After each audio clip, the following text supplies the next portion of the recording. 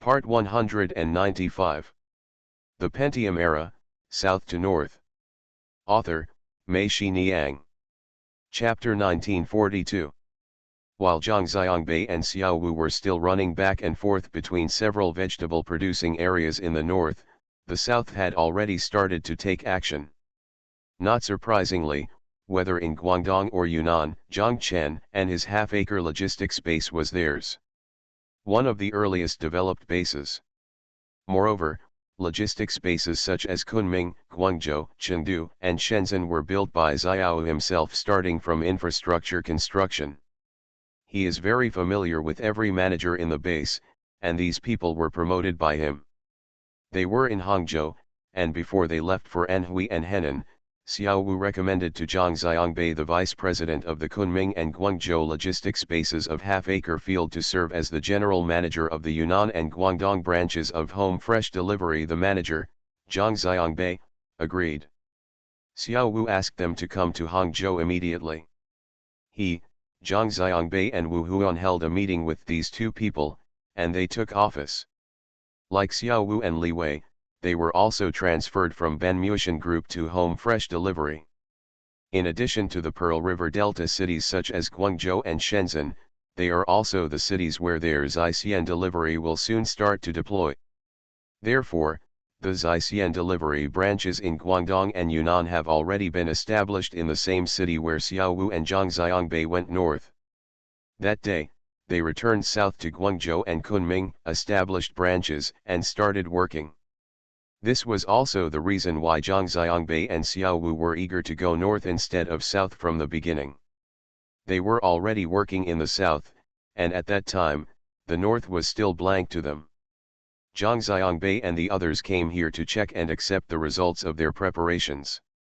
At the same time, of course, we have to visit various vegetable-producing areas. Zhang Xiangbei feels that since he is already in this industry, he must have a clear understanding of the entire vegetable planting and supply situation across the country. Only in this way, when any problems arise, you won't be in a hurry. This is what he learned from his father, Lu Ligan, and Aunt Xiaofang since he was a child, which is to do things in a down-to-earth manner and not to show off. Yunnan and Guangdong are the top 5 facilities vegetable-producing areas in the country. On the contrary, Hainan, which they are going to this time, is not a big vegetable province. Many local vegetables in Hainan still need to be transported from the north. However, Hainan's unique geographical conditions have made it an indispensable part of their fresh home delivery supply chain. When the north is covered with ice and snow, and open field vegetables are almost extinct, the off-season vegetables from Hainan and Yunnan it has become a necessary supplement to their open field vegetables. At the same time, some Hainan specialties are what Zhang Xiangbei and his team are targeting, such as Wenchang chicken, Jiaji duck, Dongshan goat, heel crab, Tunchang goose, Kayang's Hong small ox, and Nanhai's big green dragon. There are many products favored by customers. For them, the biggest problem in Hainan is that regardless of agricultural products or seafood, they are all grown, raised and fished on a small scale. Unlike in the north where cooperatives or family farms are the unit, almost all of them still stay in the targeting individual farmers, breeders, and fishermen.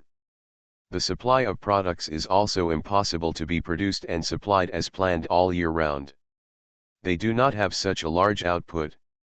Whether it is Haikan or Sanya, the cities are too small and are not cities where they need to prioritize the development of fresh food delivery. Zhang Xiangbei and the others have no need to set up branches in Hainan. Lao Xie suggested that in Haikan, Sanya, and if we set up 3 purchasing points in Danzhou and send people to keep an eye on them, we can cover the whole of Hainan. Hainan is only a little bigger and we can circle around the island in one day. Zhang Xiangbei accepted Lao Xie's suggestion and planned to set up an office in Haikan to take charge of all purchasing points below and be responsible for the entire Hainan business. Qujing is one of the largest vegetable-producing areas in Yunnan. When Zhang Xiangbei and Xiao Wu arrived in Qujing, Zheng Mingshan, the general manager of their Yunnan branch, also drove over from Kunming and accompanied them to Kailan and Zhan. Yi, Luliang, Malong, Shizong, Suanwei and other places walked around, but Zhang Xiangbei looked at it but felt suffocated. He saw some large-scale vegetable bases with standard facilities. They were either export-oriented bases or backup bases for supplying vegetables to Hong Kong. In other words, the vegetables here were either given priority to foreigners or to Hong Kong people.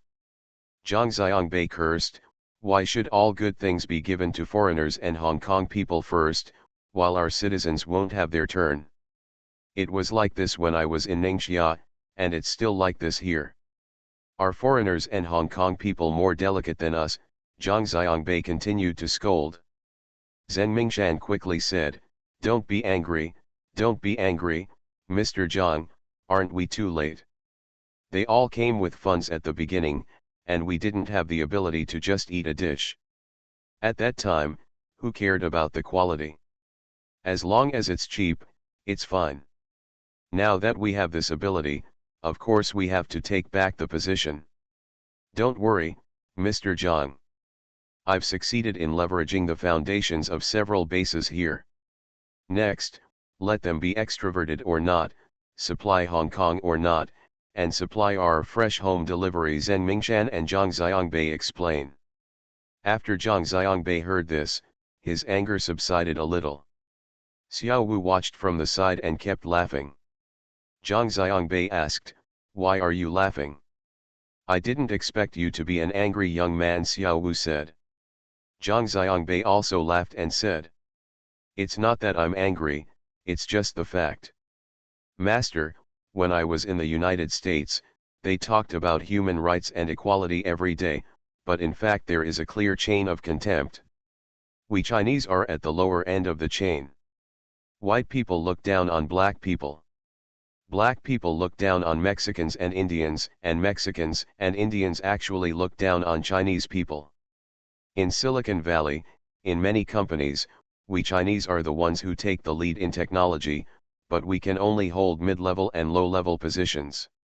Senior managers are either white, black, or Indian, and each of them forms a small circle. It's no use for us Chinese to work hard. 6 of the top 10 cutting-edge materials in the world were made by Chinese, but they can only be used by workers. I didn't expect that when I returned to China, the situation would still be like this. If you look at everything, the good ones are exported first, and the rest are sold domestically. Others have not classified them. We use the products we produce to grade ourselves. I have dwarfed myself, do you think you can stop being angry?"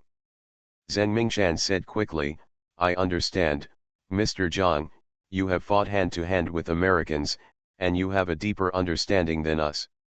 Yeah, like when I was studying, there was no one in the class.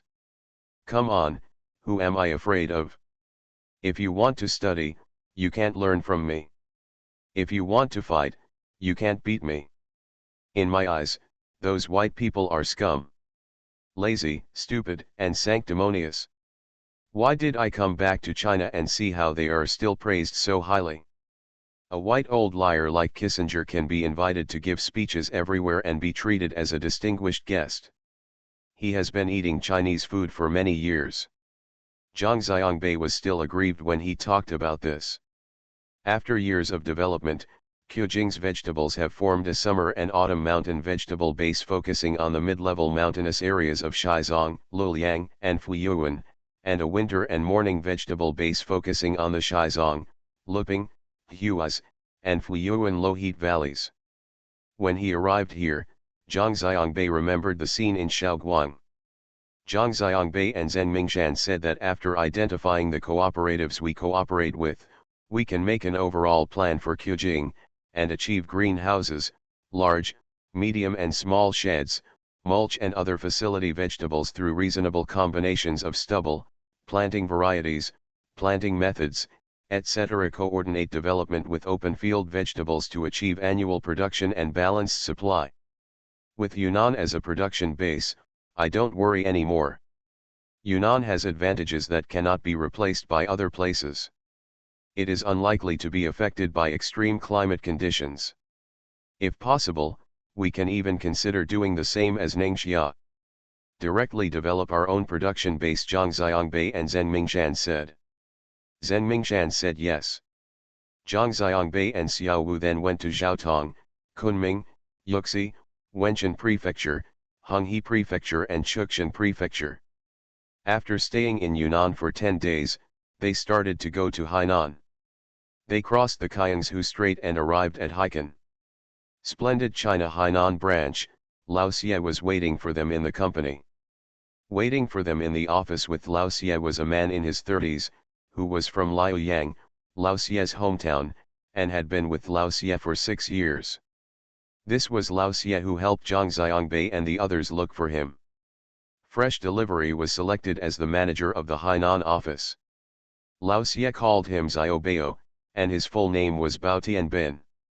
Lao Xie and Zhang Xiangbei Xiao said that Xiaobao is very familiar with Hainan. He has basically traveled to every corner of Hainan. Looking at him like this, does he already look like a Hainan esse? Zhang Xiangbei didn't know what Hainan people were like. Xiao Wu looked at it and said, they look like that. When he opens his mouth, it's more like he speaks Hainan esse, Lao Xie said with a smile. When Bao Tianbin was a soldier, he was in the 3rd Armed Police Detachment in Haikan. He knew Lao Xie at that time. After he was demobilized, he did not go back. Instead, he stayed in Haikan and followed Lao Xie. Lao Xie said that he was very important to the whole of Hainan. They are all familiar with each other, and they are really right. Lao Xie considered recommending Bao Tianbin to be the manager.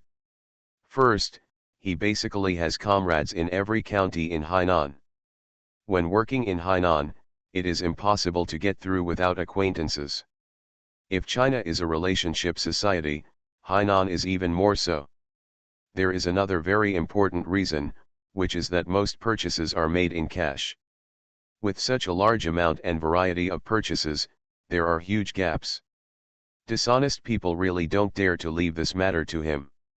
And as the manager of the office, if you are weak, you will not be able to control the people below, and the gap will still be huge. After careful consideration, Lao Xie recommended Bao Tianbin even though he was very reluctant to do so. Zhang Xiangbei and Bao Tianbin said, Brother Bao, I'm not very familiar with Hainan. I came here several times before just to play. What do you think we should do next? When Bao Tianbin heard Zhang Xiangbei calling him eldest brother, he quickly said that he didn't dare to be called his eldest brother. Mr. Zhang, I'm a few years older than you. You can just call me Lao Bao. Lao Xie said from the side, you should answer when I call you big brother. After you do, you should behave like a big brother. Xiao Bao, I'm going to say something ugly first. Don't embarrass us Liaoyang people, and don't embarrass me, Lao Xie, shame on you. I recommended Cao Minfang to Mr. Zhang, and I also recommended Fatty Fu to Mr. Zhang. They didn't embarrass me. I, Lao Xie, saw that they did a good job, and I felt happy and my face was bright. I hope you, Xiaobao, it can be like this. The person Lao Xie was talking about was Zhang Chen. After hearing what Lao Xie said, Bao Tianbin quickly said, Mr. Xie, don't worry. What I did here will definitely be done the same way when I go to Mr. Zhang's place. Lao Xie nodded, that's good. Thank you for the reward of 2 fishes. Thank you book friend 201911021135467118, book friend 2018090622320494. It is not the impossible world, the sky is crooked, Dragon King 123,777, book friend 20210301106577871196, book friend 2021090122054391, Chen Xiao, White Teeth of the Sky, LHT. SBC, Wahaji, Eternity Evergreen Yan Dadi, book friend 201712072232111524, GDZLX, Book friends 20181130105305305944, 201912170332388847 monthly pass. Thanks for all the votes and reading. I wish you all good health. The Pentium Era, South to North. Author, Mei-Shi Niang. Chapter 1943. Zhang Xiangbei and Xiao Wu stayed in Haikan for one night. The next day, Bao Tianbin took them to the middle line. Bao Tianbin told them that the east line of Hainan is now basically occupied by real estate. There is nothing good to do in real estate, so we will go to the middle line of Hainan first, from Tunchang and Kayangshong to Wuzishan, then to Baoding and Lingshui, to Sanya, and then go back from the west line. Zhang Xiangbei said yes, you can arrange it. They walked along the way, stopping and looking, and it took almost a week. Lao Xie had something to do in the company, so he did not follow them. The three of them set off early the next morning, first going to Tunchang, and then going to Tunchang. Bao Tianbin visited 2 farms and 4 growers' homes. Bao Tianbin has already negotiated with them. If necessary, he can inform them in advance and come directly to purchase. Anyway, since October, Zhexiangsong has taken over their land and breeding farms. The things grown in the fields and the geese raised in the farms have been purchased by Zhexiangsong. Zhang Xiangbei and Xiao went to the fields to take a look and felt that Hainan's people were still honest and they didn't know how to certify green and organic products, but what came out of their fields was really green. In the evening, they left Tunchang and rushed to Kayangshong. The whole of Hainan is customarily divided into the East Line, West Line, and the Middle Line. If you have been and are familiar with these 3 lines, you will have an obvious feeling that along these 3 lines, it is like a vertical line. Divided the entire Hainan Island into 3 worlds. The eastern route runs from Wenchang, Qiangai, Wanning, Lingshui to Sanya. This route has the most beautiful coastline and the most developed urban construction. It does not look much different from the eastern coastal cities. It also has the highest concentration of high-end villa areas in the country. And a gathering place for world-famous hotels. With the development of real estate, the Western Line has begun to accelerate the pace of urban reconstruction and construction in recent years. However, compared with the Eastern Line, the gap is still a bit large. The middle line of Hainan was originally Tunchang, one of the 5 major poverty-stricken counties and cities in Hainan province. Kayangshong, Baisha, Wuzishan, and Lingao. Only Lingao is on the west line, and the others are concentrated on the middle line. Real estate has changed the entire Hainan Island. Those who have not been favored by real estate can only be like a virgin girl, quietly waiting for development opportunities to come. Lian Laoxia and his splendid China Hainan branch have accumulated a large amount of land in the middle line, but only a handful of projects have been developed. Mr. Han said that the time has not yet matured, and now the carrots can only be sold at carrot prices. No price for meat. How much do we have to wait for the midline house price to reach? Laoxia asked. Mr. Han raised a finger. Laoxia was startled. 10,000. Are you dreaming? It won't take a few years, Laoxia, don't worry, you will definitely see this day, Mr. Han said confidently. Zhang Xiangbei and Xiao Wu arrived in Kayangshong. The entire Kayangshong county was being renovated, like a large construction site. Bao Tianbin took Zhang Xiangbei and Xiao Wu to find a hotel to stay. The red sun was scorching hot, and the 3 of them had to stay in a hotel today. After running outside for another day, I don't know how much I sweated. Anyway, the t-shirt I wore was wet, and dry again. Bao Tianbin said to them, take a shower first, and then I will take you out to eat. The 3 of them gathered again in the lobby of the hotel. Bao Tianbin drove and took them to a beef restaurant next to the wetland park for dinner. When the 3 people arrived, 2 of Bao Tianbin's comrades were already waiting for them in the box. Bao Tianbin asked, had the food been ordered? The comrade said it was already ordered. After the 5 people got to know each other, they sat down and the dishes were served immediately, including a stir-fried beef brisket, a plate of roasted beef ribs, a raw stir-fried beef, and a large plate of braised beef offal. Zhang Xiangbei looked at Xiao Wu. He also laughed. He knew that Zhang Xiangbei was thinking, today we will have trouble with the cow again. Bao Tianbin told them that when they arrived in Kayangshong, there was nothing else to eat, just this beef. Kayangshong is also famous for its green oranges, which are really the most delicious oranges. Unfortunately, it is not the season now. Month. The waiter then brought a large plate. Zhang Xiangbei looked at it and saw that it should be braised liver, but chicken liver didn't look like chicken liver, and duck liver didn't look like duck liver. He couldn't figure out what kind of liver it was. Bao Tianbin's comrades said, "This is foie gras. One of my brothers set up a goose farm here. The goose seedlings were shipped from Shandong. They said they were specially used to harvest foie gras for export. Curry, look at the goose meat and foie gras. I've eaten that goose meat before and couldn't bite it, so I brought a bag of foie gras over. The chefs here didn't know how to cook it, so they just put it in the pot of braised beef offal and braised it together." Zhang Xiangbei laughed and said, "I have never seen foie gras eaten like this."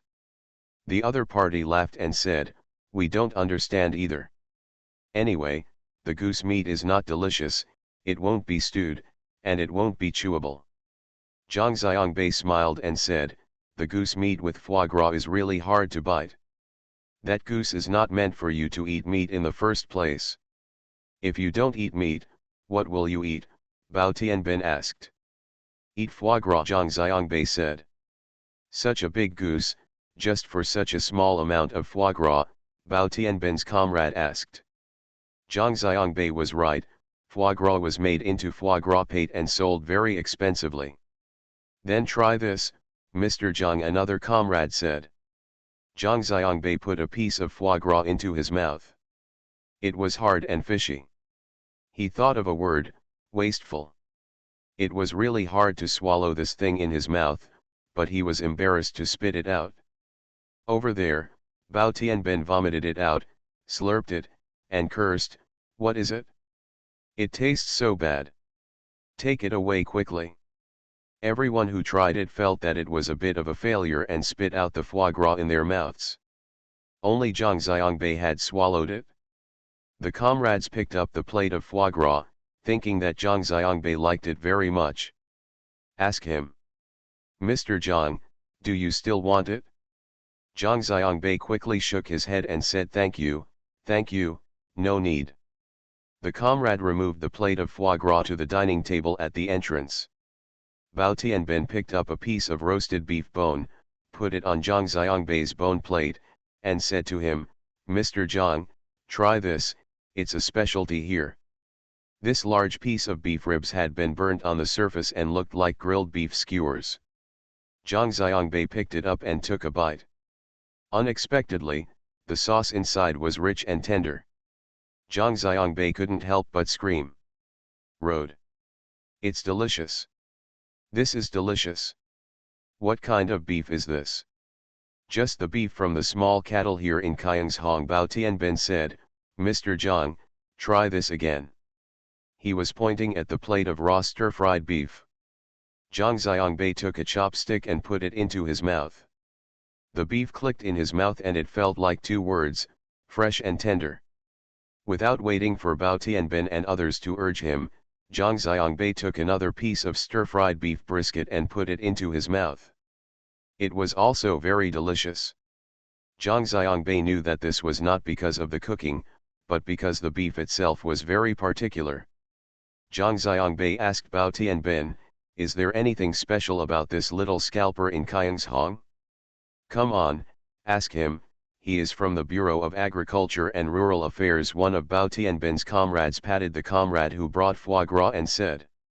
Comrade in Arms told Zhang Xiangbei that our Kayangshong is a traditional cattle-raising county, and the most delicious thing is this little scalper. The calves are mainly free-range and raised in the mountains. These calves are very picky eaters. They like to eat grass and leaves with dew. When they are thirsty, they will only drink the spring water flowing in the mountains. Everything they eat is good and grown. Meat, how could it not be delicious? Zhang Xiangbei nodded and said, I think this beef is more delicious than Japanese Wagyu. Why don't you further improve this beef and promote it to the world? If so, maybe Cayenne will be really popular. The reputation of small and medium-sized scalpers is made possible by the fact that the Japanese know how to talk and package a very simple thing. After they package it seriously, they still speak clearly and clearly. The comrades laughed and said, how do we understand him? How we raised the cows in the previous generation is how we raise them now. Once the cows are released on the mountain, we will no longer care about them. Bao Tianbin scolded, I'm not telling you, you Hainanese are just lazy and don't want to use your brains. Look, what do you do to those pineapples? When people from Taiwan come over, they grow the same land. That golden pineapple is more delicious than your pineapple. You just relied on God to give me a good place. What did God give me? There are typhoons every year, the comrade said, unconvinced. Hasn't God been kind to you? If you throw anything into this land, it will grow. Even if you throw a brick, it will sprout. Anyway, in our hometown, we have never seen farmers farming like you. I don't care about the land, so I harvest whatever I can, and I harvest as much as I can, just to pick my feet and drink dad's tea all day long. Bao Tianbin cursed, making everyone at the table laugh. Zhang Xiangbei picked up the second cowboy bone and gnawed on it. He still felt that it was a pity that such a good breed of beef cattle was not properly raised and promoted. Thank you for your monthly ticket to Moral Flame. Thanks for all the votes and reading. Have a good evening, everyone. You are listening to Novels at Bless Up channel. Wish you happiness and luck. Please subscribe to receive new novels. How do you feel about this novel? Please like and leave a comment. The Pentium Era, South to North. Author, Mei Xiniang. Chapter 1944. Zhang Xiangbei told everyone, Hainan is such a pity. There are actually a lot of good things here, such as this small yellow beef and eastern goat. Only those who have eaten in Hainan will know how delicious they are. The island has almost no reputation, and few people on the mainland know about it. It's Wenchang chicken. If not for the many people from Wenchang who went to Nanyang and brought Wenchang chicken to Southeast Asia, no one would know about it now. Speaking of this, Bao Tianbin became angry.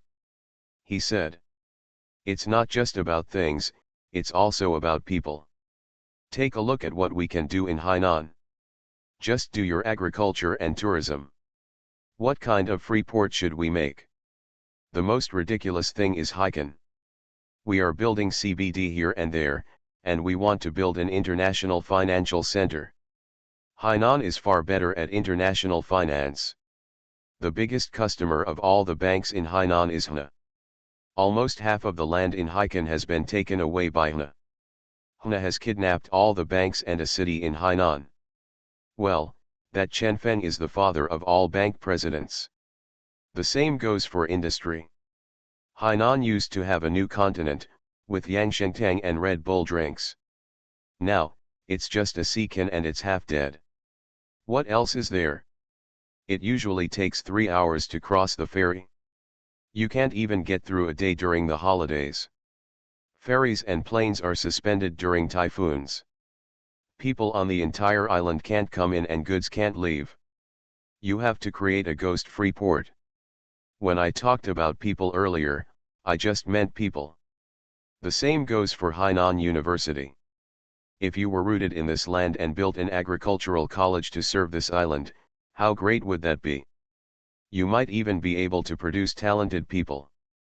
We seek to be big and comprehensive, and build a comprehensive university, but as a result, diplomas have little value, and even after many years, we can't produce a decent person, both teachers and students.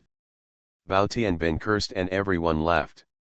Bao Tianbin's classmate in Kayangshong Agriculture and Rural Affairs Bureau was named Fu Zhirong.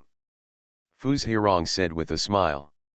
Old Bao, it's a pity that you are engaged in real estate and selling vegetables. However, I agree with Hainan University.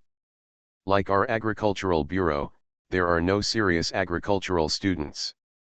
They are all monks like me, which is to say that they are part-time here at Gong, no one else understands him, and they are too lazy to understand. That's why I've been managed in such a mess by you, Bao Tianbin said. Comrades and comrades, you can't just say this. You have never done grassroots work and you don't understand it? At the grassroots level, even if you want to do things well, not many people will give you a shit. Fu Zhirong said, if you don't talk about other things, it's just like poverty alleviation. We go down to their villages and distribute chickens and ducks to every household. We tell them that when you raise chickens and ducks, chickens and eggs will lay eggs, and more chickens will be laid. Life became easier. If the chickens and ducks were not enough, we also gave them feed. As a result, the chickens and ducks were raised, but after a year, there were no more chickens and they were still laying eggs. Zhang Xiangbei wondered, where have they all gone? Eat it? Today there are guests at home. Kill one. Tomorrow, if you are greedy, kill one. I will kill all the chickens for you. This is not bad. And the ones that were given to the piglets, too. After more than a month, the pigs were gone, and he roasted the suckling pig and ate it up. Fu Zhirong said, everyone laughed, but felt very uncomfortable in their hearts. Fu Zhirong turned around and said to Zhang Xiangbei, Mr. Zhang, you said before that the beef in Hainan is delicious. It is true. Not only the beef here in Kayangshong is delicious, but the yellow beef in Ding'an is also delicious. The century-old beef in Ding'an Xianggu, the cattle market, is the largest live cattle trading market in Hainan. Next to the cattle market slaughterhouse of Xianggu Food Station, there is a beef gourmet street with more than 60 beef shops. They are slaughtered and sold now. You will eat it and your mouth will fall off. It is so delicious. Mr. Zhang, if you want to go, I'll take you there. I'm familiar with that place and go there often. Zhang Xiangbei was very interested after hearing this, and several people made an appointment immediately. The next morning, they would first go to the cattle raising house in Kayangshong, and then go to Ding'an in the afternoon to see the live cattle trading market there. In the evening, they would go to the beef farm mentioned by Fu Zhirong. Eat at the gourmet street and eat with your mouth crooked. You don't have to go to work tomorrow, Bao Tianbin asked Fu Zhirong, and Fu Zhirong said, you guys come here to buy vegetables and cattle, and I'm going to work with you. By the way, there is new tea today, and the meal is ready. Do you want to go have tea? Is the tea here in Kayangshong also famous? Zhang Xiangbei asked. Bao Tianbin, Fu Zhirong, and another comrade laughed. Zhang Xiangbei and Xiao Wu were both puzzled by their laughter. Bao Tianbin told him that the new tea is not tea, but the chicken from the chicken station. If a new girl arrives today, the boss will send text messages to these old gangsters saying that the new tea has arrived. It makes you look like you are not a gangster, Fu Zhirong said. As a man, if you are full of wine and food, you don't need to drink tea. Zhang Xiangbei quickly said, don't go, don't go. I don't have this hobby. If you want to go, you can go on your own. I'm not going either. The boss is here. Why would I go to drink tea by myself? Bao Tianbin said. The next morning, Fu Zhirong took them to a village below. After leaving Kayangshong County and arriving down below, time seemed to have frozen. Xiao Wu and Bao Tianbin said that they didn't know it between Haikan and Sanya, but when they came here to look at it, the gap was really big. It was about 80 years away from us. In the 1990s, it was about the same time when household responsibility system was first introduced. Bao Tianbin said, Hainan is like this. However, the mountains here are green, the sky is blue, and the stream is very clear. There are more than a dozen cattle grazing leisurely by the stream. The grass blades are shining in the sun, and the dew on them is still there. Not killed. Fuz Hirong told them that this was the little scalper in Hong, also called Jao Feng scalper and Lei Qiangnu. Were the Li people free range in the first place? Bao Tianbin asked. I don't know. Anyway, everyone raises cows like this. Now people can't tell them apart, let alone cows. Our Hong is a Li autonomous county. If you look on the street now, can you tell who are the Li people? Fuz Hirong explained. They went to 2 cattle households in the village. One family raised 26 cows, and the other raised 31 cows. However, they did not see a single cow in the cowshed. They said that they had all been let out. By night we'll come back. Bao Tianbin asked who in the family had gone to herd the cows. The woman smiled and said, no one was herding the cows. She opened the door and went out by herself. They would go up and down the mountain and look for food by herself. Aren't you afraid of getting lost? Zhang Xiangbei asked. Don't be afraid of this place. If you haven't come back by night, go and look for him at other houses in the village. He must have gone home with other cows, the woman said. Aren't all your 20-some cows together? Zhang Xiangbei asked curiously. The woman said no to him. Cows are just like humans. Each cow has its own companion. Humans are not their brothers and they are not willing to play together. Do you think that's right? Zhang Xiangbei smiled and said yes. Fuz Hirong said, when we first came in, we saw a dozen cows by the creek. Could they be yours? The woman said that there might be several families, but they were all in the village and wouldn't go far. Zhang Xiangbei said that it seems that the cattle here are really free range and can be managed more loosely than people. It is really easy to raise cattle in this way. The cattle will definitely be in a good mood. No wonder the meat is so delicious. Fuz Hirong watched Bao Tianbin keep laughing. Bao Tianbin asked him why he was laughing. Fuz Hirong ignored him and turned to Zhang Xiangbei and others and said that Lao Bao's meat must not taste good.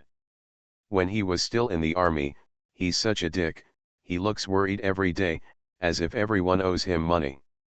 Everyone was amused by him. In the afternoon, Zhang Xiangbei and the others drove to Ding'an on the Vensan Expressway. Ding'an is far away from Hong and close to Haikan, just across the Nanda River. In the evening, Zhang Xiangbei and the others went back to Haikan to live. The next day they went directly to Ding'an. From Haikan to Baisha.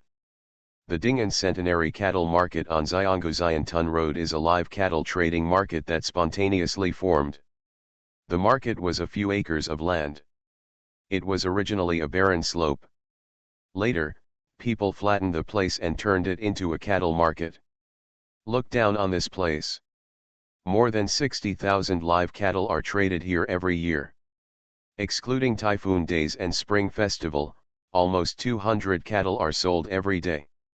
Before Zhang Xiangbei and the others arrived at the century-old cattle market, they saw that the fields nearby were growing grass instead of grain. Groups of cattle were grazing in these fields, and there were no cattle around. Cow people.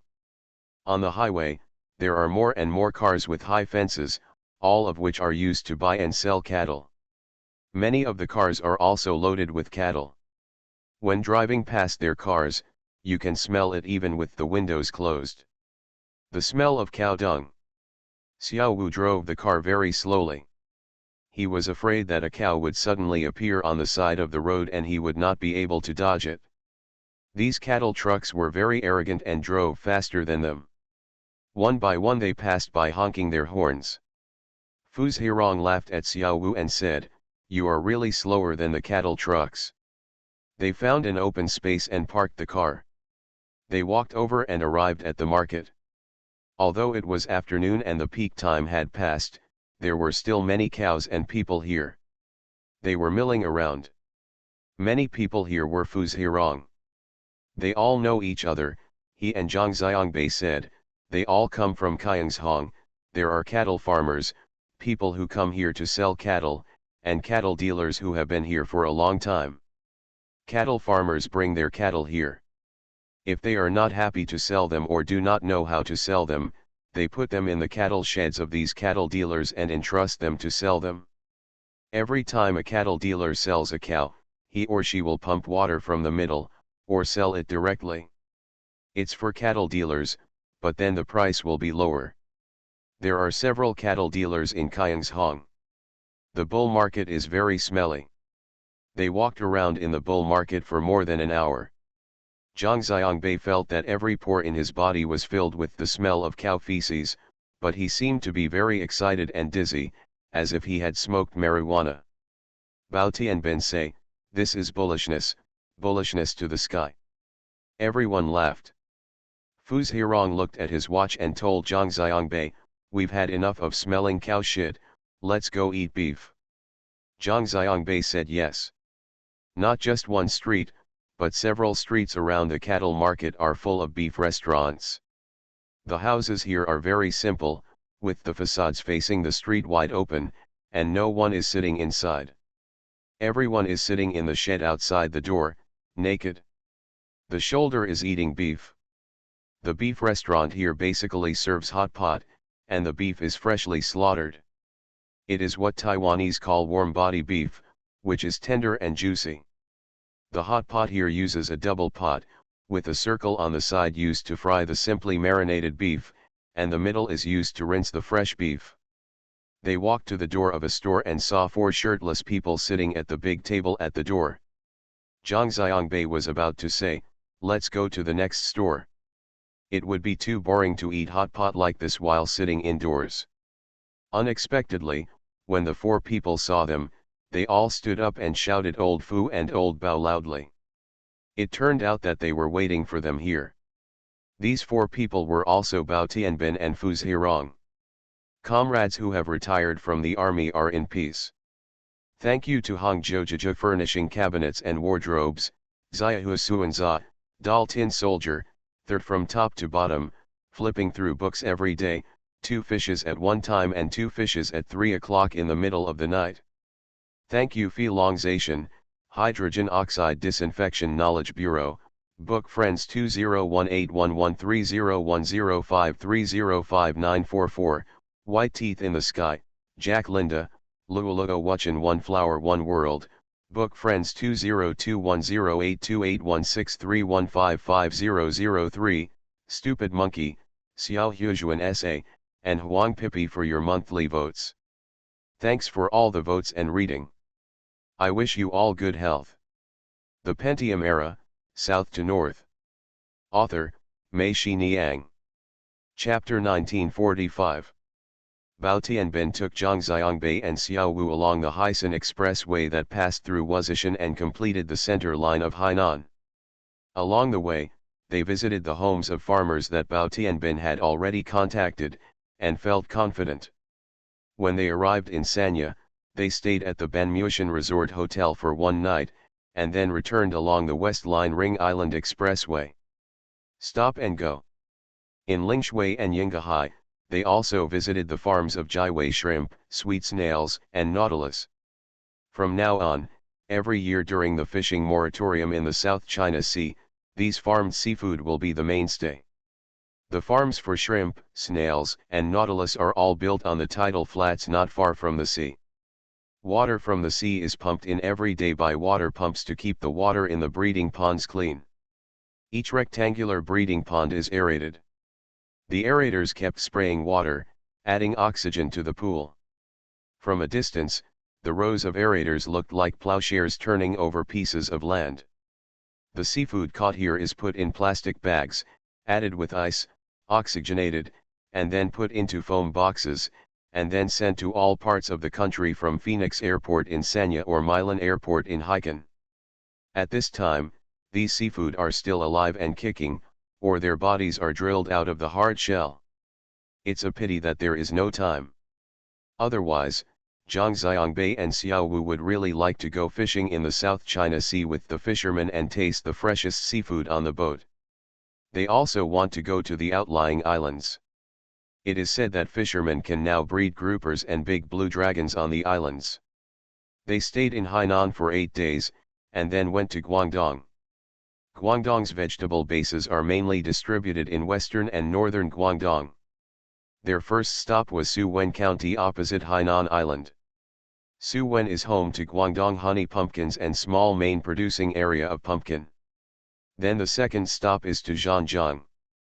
Zhanjiang is the main producing area of tomatoes, bitter melon, white radish, and pepper. Guangdong's bitter melon is unique in the country, especially the white jade bitter melon introduced from Taiwan, which is very popular in the market, while white radish and pepper has formed a pattern of transporting vegetables from the south to the north. It can be said that Zhanjiang's white radish and pepper are indispensable in vegetable markets across the country. Guangdong is also famous throughout the country for cabbage, spinach, cauliflower, and broccoli. This is their advantageous industry. In recent years, the planting area of cabbage has also been continuously expanding, becoming one of the main suppliers of cabbage in the country. Zhang Xiangbei and Xiao Wu arrived at the Haiyan Ferry Terminal. Lin Kunfen, general manager of their Guangdong branch of Zaixian Delivery, and driver Xiao Zhou were already waiting for them at the Haiyan Ferry Terminal. The entire vegetable industry in Guangdong is different from that across the country. The vegetable base here started early and implemented large-scale and industrialization early. It is not dominated by cooperatives or family farms, but by companies. There are companies funded by Hong Kong companies, companies funded by Taiwan, as well as companies from Hunan, Hubei, Jiangxi, Anhui, Beijing, and other places, as well as local companies in Guangdong. The farmer's land has long been invested in the company in the form of shares, and every vegetable base is operated as a company. This makes it much less difficult for Zhang Xiangbei and the others. They only need to sign supply and sales contracts with these companies, and attach the required vegetable varieties and quantities, and delivery time as attachments to the contract, and other matters. They don't have to worry about it at all. Such contracts can be signed directly by Wu Huan and these companies. Lin Kunfen and others don't have to intervene.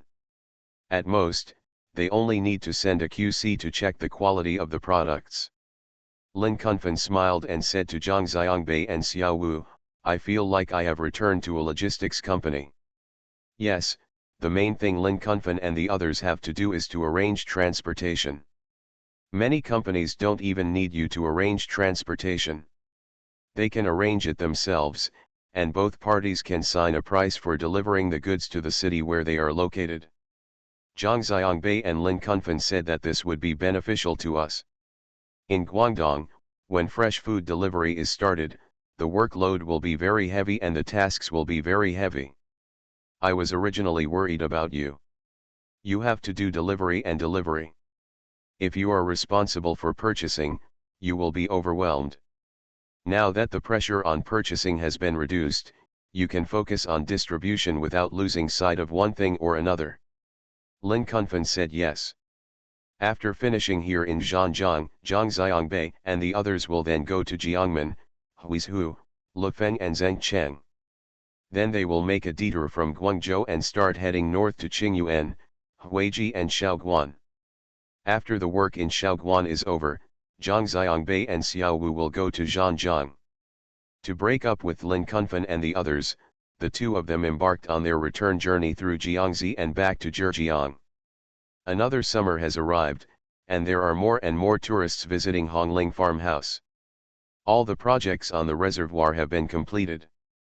Hongling Farmhouse is now very famous. Last summer, Mango Channel came here to do an extreme challenge program.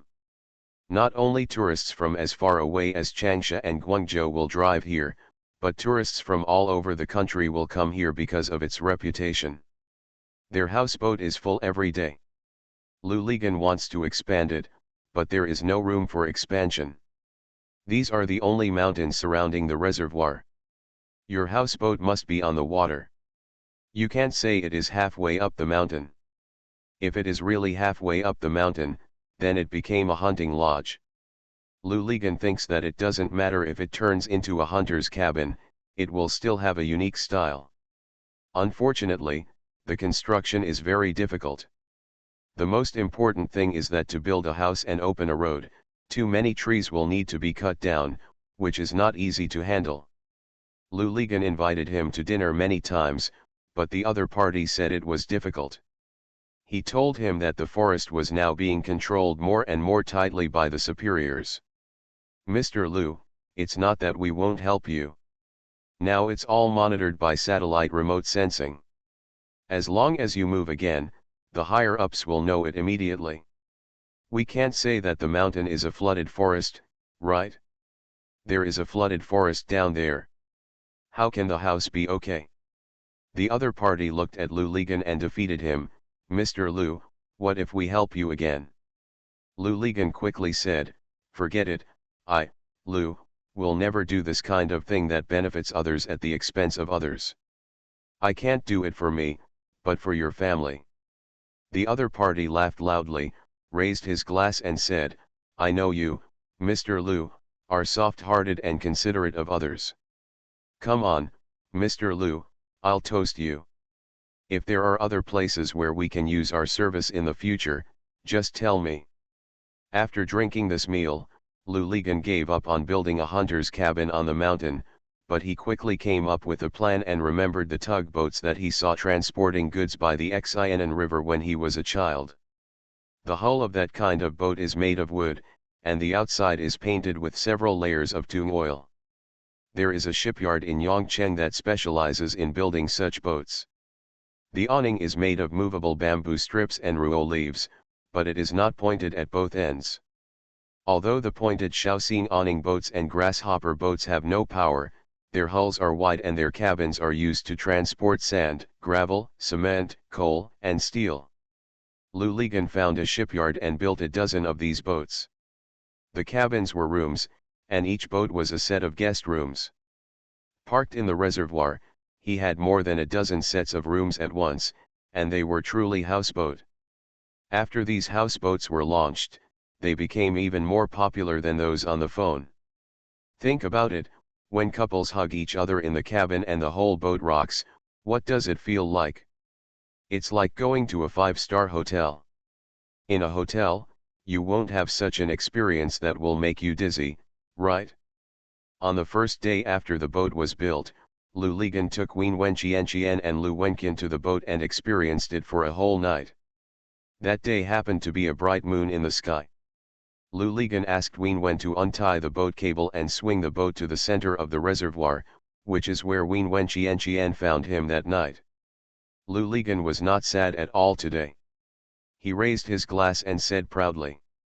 In the autumn of Rongsu, in the 7th month, Lu Zai and his guests went boating under the Red Cliff. The breeze came slowly, and the water was calm. He drank wine with the guests, recited the poem of the bright moon, and sang the graceful chapter. Go away, we two are here, what else do you want about a graceful woman? Let her come and see if we will kick her into the water, Qian scolded from the side, and Wen Wen laughed. Luligan stared at the two of them and shook his head, it's terrible to be uneducated. Where can a graceful woman come out? Didn't you just say that yourself? Qian shouted. Luligan raised his head and shouted to the sky, Wu Gang, please take these two away. Ask him to give you Chang'e in exchange. Bah, that Chang'e is an old fairy who is thousands of years old, Qian shouted. Thank you Zhong Xiaohong, UN 11, Ekin, and GH7777 for your monthly votes. Thanks for all the votes and reading. Have a good evening everyone. The Pentium Era, South to North. Author, Mei Niang. Chapter 1946. Lu Lizan was wearing an old man's shirt on his upper body, a pair of beach pants on his lower body, and a pair of flip-flops on his feet. He was standing under the shade of the tree in front of the hotel, looking towards the reservoir outside. From time to time, there were sounds of frolics coming from the front. The sounds came from the reservoir. They were the sounds of people playing in the swimming area. Looking from here, they couldn't be seen, but the sounds could be heard. People who passed by Lu Ligan were from the farmhouse and called Mr. Lu, and would reach out to tease Lu Wenqian. People who were not from his company would also turn around and look, curious about where this guy came from. The most eye-catching thing is the bamboo basket on Lu Ligan's chest. People passing by will look at the man carrying the bamboo basket curiously, and from time to time someone will chuckle. Sitting in the bamboo basket was Lu Wenqian. Lu Wenqian had grown a lot taller. Lu Ligan also had the bamboo basket remade. The original one was already too small. Lu Ligan thought Lu Wenqian would be uncomfortable sitting in it. After the bamboo craftsman finished the work, the brain took the bamboo basket back and soaked it in the distiller's lees tank at home for several days. When he got it back, the bamboo basket had turned red and felt very comfortable to the touch. Brain Shell and Lu Ligan said that in this way, it would become an old bamboo pole, which would not stick to the body when sitting up, and it would also prevent insects from being eaten. Lu Ligan quickly said thank you, thank you. Thank you for what? I'm not his uncle. Guan Huan rolled his eyes at Lu Ligan. Now Lu Ligan and Lu Wenqian are standing there together, not like kangaroos, but like carrying a mountaineering bag upside down on their chests. However, Lu Wenqian in the bamboo basket is not at peace for a moment, and her hands and feet stretched out of the basket keep moving. He was kicking around like a crab whose back shell was held down, screaming in his mouth. It was around 4 o'clock in the afternoon, and the sun outside was still too strong. The people walking past them were either wearing dry swimsuits and preparing to swim in the reservoir, or they were wearing wet swimsuits with a towel draped over their shoulders. People who climbed up from the reservoir and went back to the hotel. Only swimmers are not afraid of the scorching sun above their heads. Papa, oh. Lu Wenqian pointed her hands outward, Papa to call Lu Ligan daddy. Among the three, Lu Wenqian was the first to learn to call Lu Ligan Papa instead of Wenwen and Qian Mom. This makes Wenwen and Qian jealous. Every time Qian heard Lu Wenqian calling Lu Ligan Ba Bang, she would put on a straight face, deliberately pretend to be angry, and say to her, "Don't call me Papa, call me Mom." Lu Wenqian giggled and shouted Papa, Papa at Qian. Lu Ligan smiled proudly on the side. Lu Wenqian's O was pointing the direction to Lu Ligan, telling Lu Ligan that she wanted to go out to play. Fine prickly heat had grown on Lu Wenqian's arms and forehead, but she was not afraid of the heat. No matter how sunny it was outside, even though she was older, she also wanted Lu Lepole to carry her out to play, and she couldn't stay at home. Wenwen and Qian scolded Lu Ligan.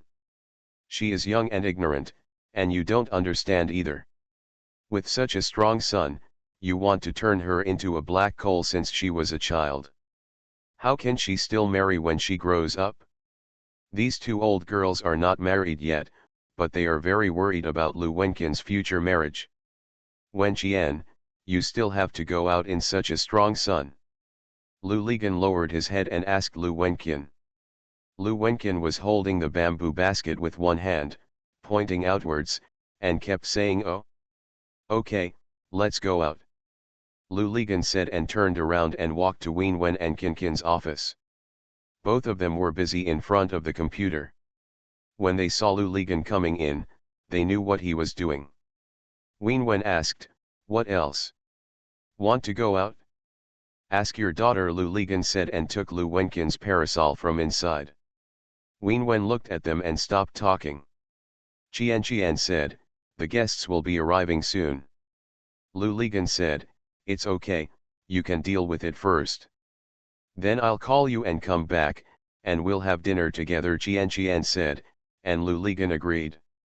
Lu Lizan took Lu Wenqian's parasol and said to her, "Wenqian, let's go out to play." Lu Wenqian became happy.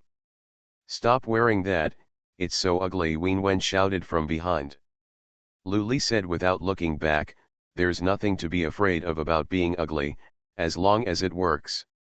After walking out of the door, Lu Ligan put Lu Wenqian's parasol on his head. This parasol was also designed by Lu Ligan and made by workers.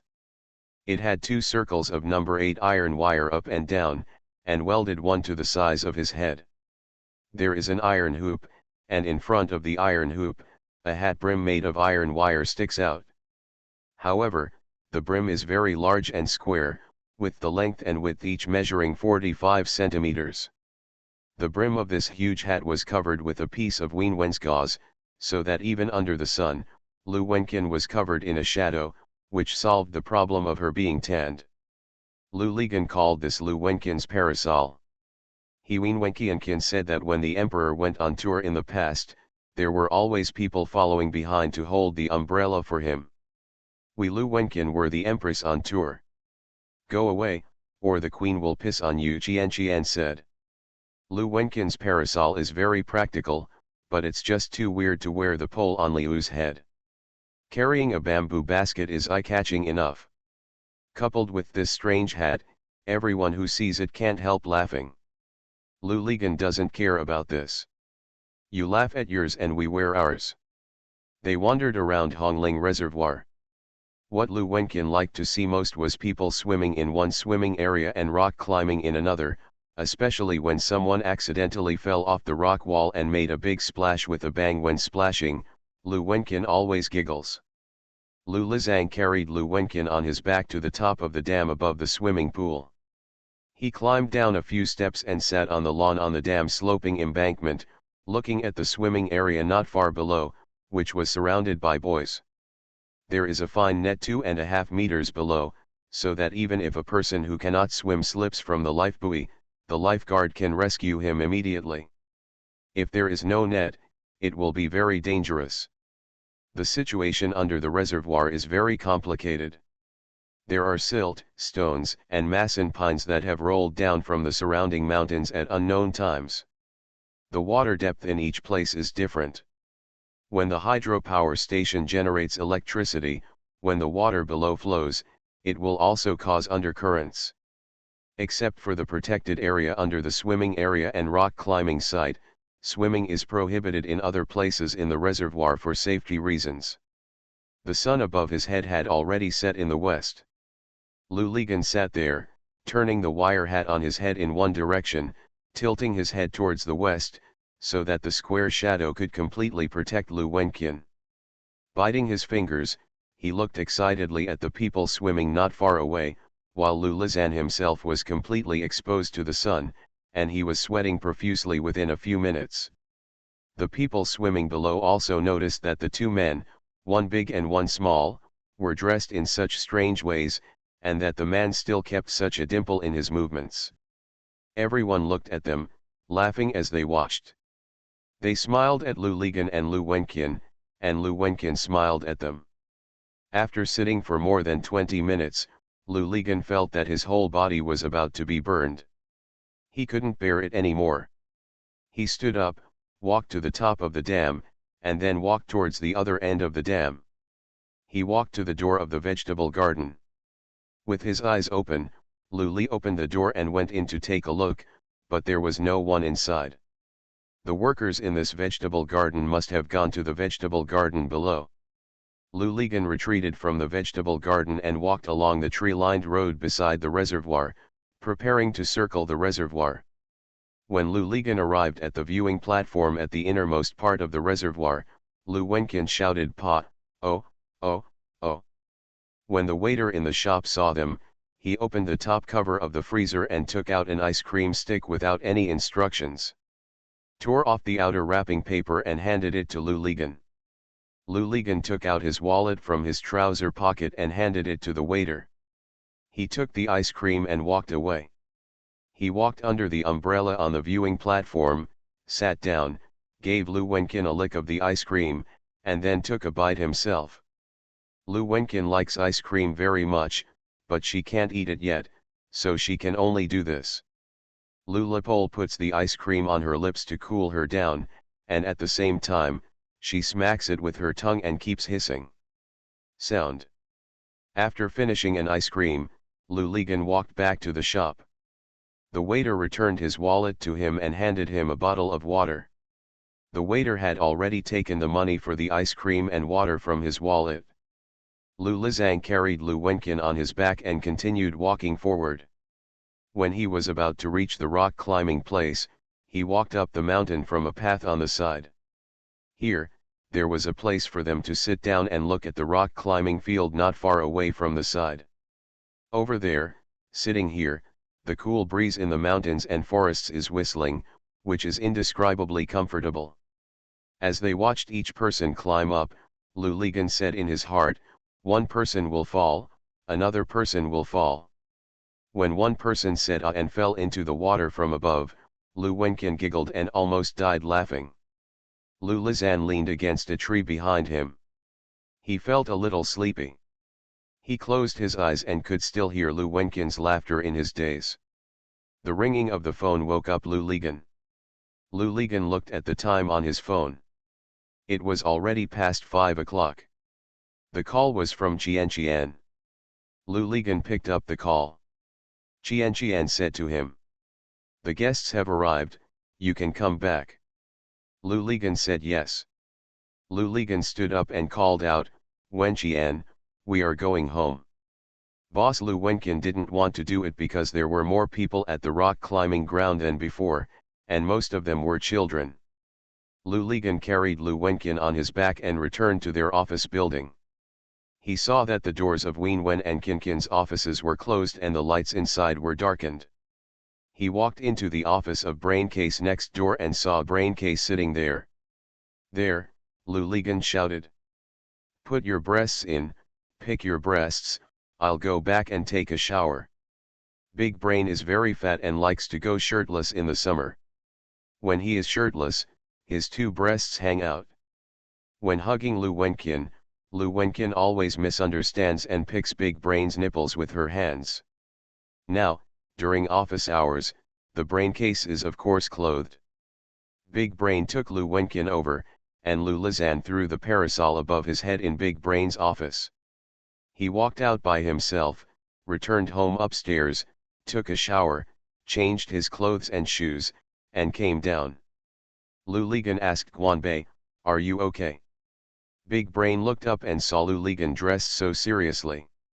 Knowing that Lu Ligan was going to have dinner with Wen Wen Qian and the guests, Big Brain waved to Lu Ligan. "Go ahead.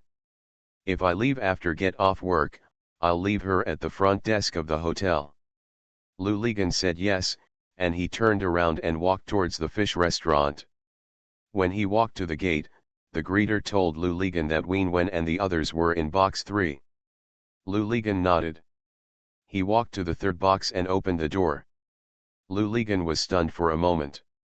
When the people inside saw Lu Ligan, they were also stunned for a moment, stood up and shouted, "Uncle Pole! Thank you for the reward from 2 fishes, let me go, and user 230580238. Thank you for your monthly votes from Evergreen Yan Dotty, Yuzazialiu, Zipanjiang 1, Ba Liang, On the Road to a Nation, Wooden Man, White Teeth in the Sky, Book Friends 20210828163155003, Book Friends 20210205044319107, No Future, Only Remember the Original Intention, Notting Hill, Book Friends 16112223501799. Thanks for all the votes and reading. I wish you all good health. You are listening to Novels at Bless Up channel. Wish you happiness and luck. Please subscribe to receive new novels. How do you feel about this novel? Please like and leave a comment. The Pentium Era, South to North. Author, Mei Shi Niang. Chapter 1947. Zhang Xiangbei and the others went all the way to Yangshan County under Qingyuan City. Wu Huan called Zhang Xiangbei and said that a company on the internet contacted us and said that their organic vegetable planting area was quite large. There were several supermarkets in Guangzhou. They are all supplying the goods, and there are hundreds of thousands of chickens raised on their mountains. Mr. Zhang, would you like to go over and take a look? Where? Zhang Xiangbei asked. It's not Guangdong, it's Hunan. But I checked and it's not far from where you are now. It's more than 100 kilometers away and it takes more than 2 hours to drive there, Wu Huan said. Zhang Xiangbei said yes, please send me your address, contact person, and phone number. Wu Huan immediately sent the address and contact person to Zhang Xiangbei. Zhang Xiangbei looked and saw that it was a place called Hongling Reservoir and Hongling Farmhouse in Ningyuan County, Hunan. The contact person was Jia Qian. After putting down the phone, Zhang Xiangbei told Xiao Wu and Lin Kunfen about the matter. The driver Xiao Zhou said beside him that he was from Ningyuan. The road to Ningyuan from here was indeed not that far. He had also been to the Hongling Reservoir before. There is a fish restaurant there. The fish is from the reservoir, and the chickens are also delicious. They are all raised in the mountains around the reservoir. Zhang Xiangbei thought for a while and said to Xiao Wu, let's go in 2 ways. Xiao Zhou and I will go to the Hongling Reservoir, and you and Lin Kunfen will follow the original itinerary. When you are done here, you will go to Shaoguan as planned. We are at meet in Shaoguan. Xiao Wu said yes. Zhang Xiangbei immediately called Jia Qian and told her that he was from Zhaixiangxian and his surname was Zhang. He wanted to go to their place to have a look. Of course Jia Qian welcomed her. She told Zhang Xiangbei that Mr. Wu has already he called me and told me Mr. Zhang that you were nearby and might come over. Jia Qian asked Zhang Xiangbei, Mr. Zhang, when can you come? Zhang Xiangbei told her that we were in Yangshan now and would go there after lunch. Okay, Mr. Zhang, you guys will stay with us tonight and I will make the arrangements, Jia Qian said. Zhang Xiangbei held the phone and asked Xiao Zhou. After returning to Ningyuan, do you need to go home and see? Of course Xiao Zhou wanted to go home, but he felt uncomfortable. He said, I'd better stay with Mr. Zhang. It doesn't matter, you just need to send me to Hongling Reservoir and come pick me up tomorrow afternoon, Zhang Xiangbei said. Xiao Zhou quickly said, thank you Mr. Zhang. Zhang Xiangbei let go of his hand covering the phone and said to Jia Qian, let me be alone. There is also a colleague. He is from Ningyuan and wants to go home. Jia Qian said okay, let's meet in the afternoon, Mr. Zhang. Lu Ligan walked into the box and asked as he walked, Bai Bei, why are you here? Zhang Xiangbei pointed at Jian Qian and said, I'm here to see Mr. Jia. This time it was Wen Wen and Kinkin's turn to be surprised. Jian Qian asked Lu Ligan and Zhang Xiangbei, do you know each other? Zhang Xiangbei chuckled, he is actually not my uncle. To be more precise, he should be my godfather. I watched him grow up, Lu Ligan said to Wen Wen Jian Qian with a smile, speaking of which, you are also old acquaintances. Wen Wen and Jian Qian both looked at Lu Ligan, wondering what he was talking about. Lu Ligan continued to smile, when you saw him, didn't you think of someone else? Wen Wen and Jian Qian looked at Zhang Xiangbei, oh, Wen Wen shouted, and Jian Qian also understood and shouted. I said that when I saw it before, I felt a little familiar. Immediately afterwards, it was Zhang Xiangbei's turn to be confused. Wen Wen asked Lu Ligan, is he really the son of brother Zhang Chen and Xiao Zhao? Will there be any fake ones? Lu Ligan asked back. That's right, the more you look like this, the more you look like brother Zhang Chen, Wen Wen shouted. Like Xiao Zhao, Jian Qian said. Zhang Xiangbei looked at Lu Ligan with doubts in his eyes. Lu Ligan said to him, this is Wen Wen, this is Jian Qian. When your father and I were in Hainan, they lived next door to us. By the way, I don't know if your father ever told you why they left Hainan. At that time, your mother met a bad guy, and it was the two of them who rescued your mother. When Zhang Xiangbei heard this, he quickly stood up and bowed to Wen Wen and Jian Qian. Wen Wen and Jian Qian also stood up quickly, each holding Zhang Xiangbei's hand. They thought of Xiao Zhao, their eyes filled with tears. They were all red, and they were so sad. Sitting down again, Zhang Xiangbei told Lu Ligan what he was doing now. Only then did Lu Ligan understand why Zhang Xiangbei suddenly appeared here. He could only say that this world is too small. Zhang Xiangbei wanted to tell Lu Ligan that the world is actually very big. Lu Ligan may not know that his father and Aunt Tan Shehen have been looking for Lu Ligan for a long time. Aunt Tan Shehen even posted a full-page advertisement. Dad also ran to Chenzhou, Uncle Wu Ziyawai and Aunt Wei Venfang, and mobilized all their couriers to look for him. Who knew he would be in this ravine? Zhang Xiangbei also wanted to tell Lu Ligan that fortunately his master, Uncle Xiao, did not come. If he had come, he would probably tie up Lu Ligan immediately and take him back to Hangzhou. Uncle Xiao said this many times. Zhang Xiangbei didn't say anything in the end. He was not a fool. He had long seen that the relationship between Lu Ligan and Wen Wenqianqian was unusual. Maybe it was just like Wen Wenqianqian in Hangzhou back then. Zhang Xiangbei was very young. I was deeply impressed when I was there. Wen Wen and Qianqian from Hangcheng always followed Lu Ligan, just like his second general Hung Ha. No, they had a closer relationship than second general Hung Ha. Lu Ligan also praised the Zaixiangxian project and said to Zhang Xiangbei, "Bai Bei, I didn't expect that you would work on such a big project when you returned to China. It's not easy." Zhang Xiangbei said, "I just wanted to do something small at first, but the whole plan was overturned by Aunt Xiaofang. Good push. If you do it in a small way, you will kill yourself immediately. This is not something that can be done in a small way. If I guess correctly, your Aunt Xiaofang also invested, right?" Lu Ligan asked.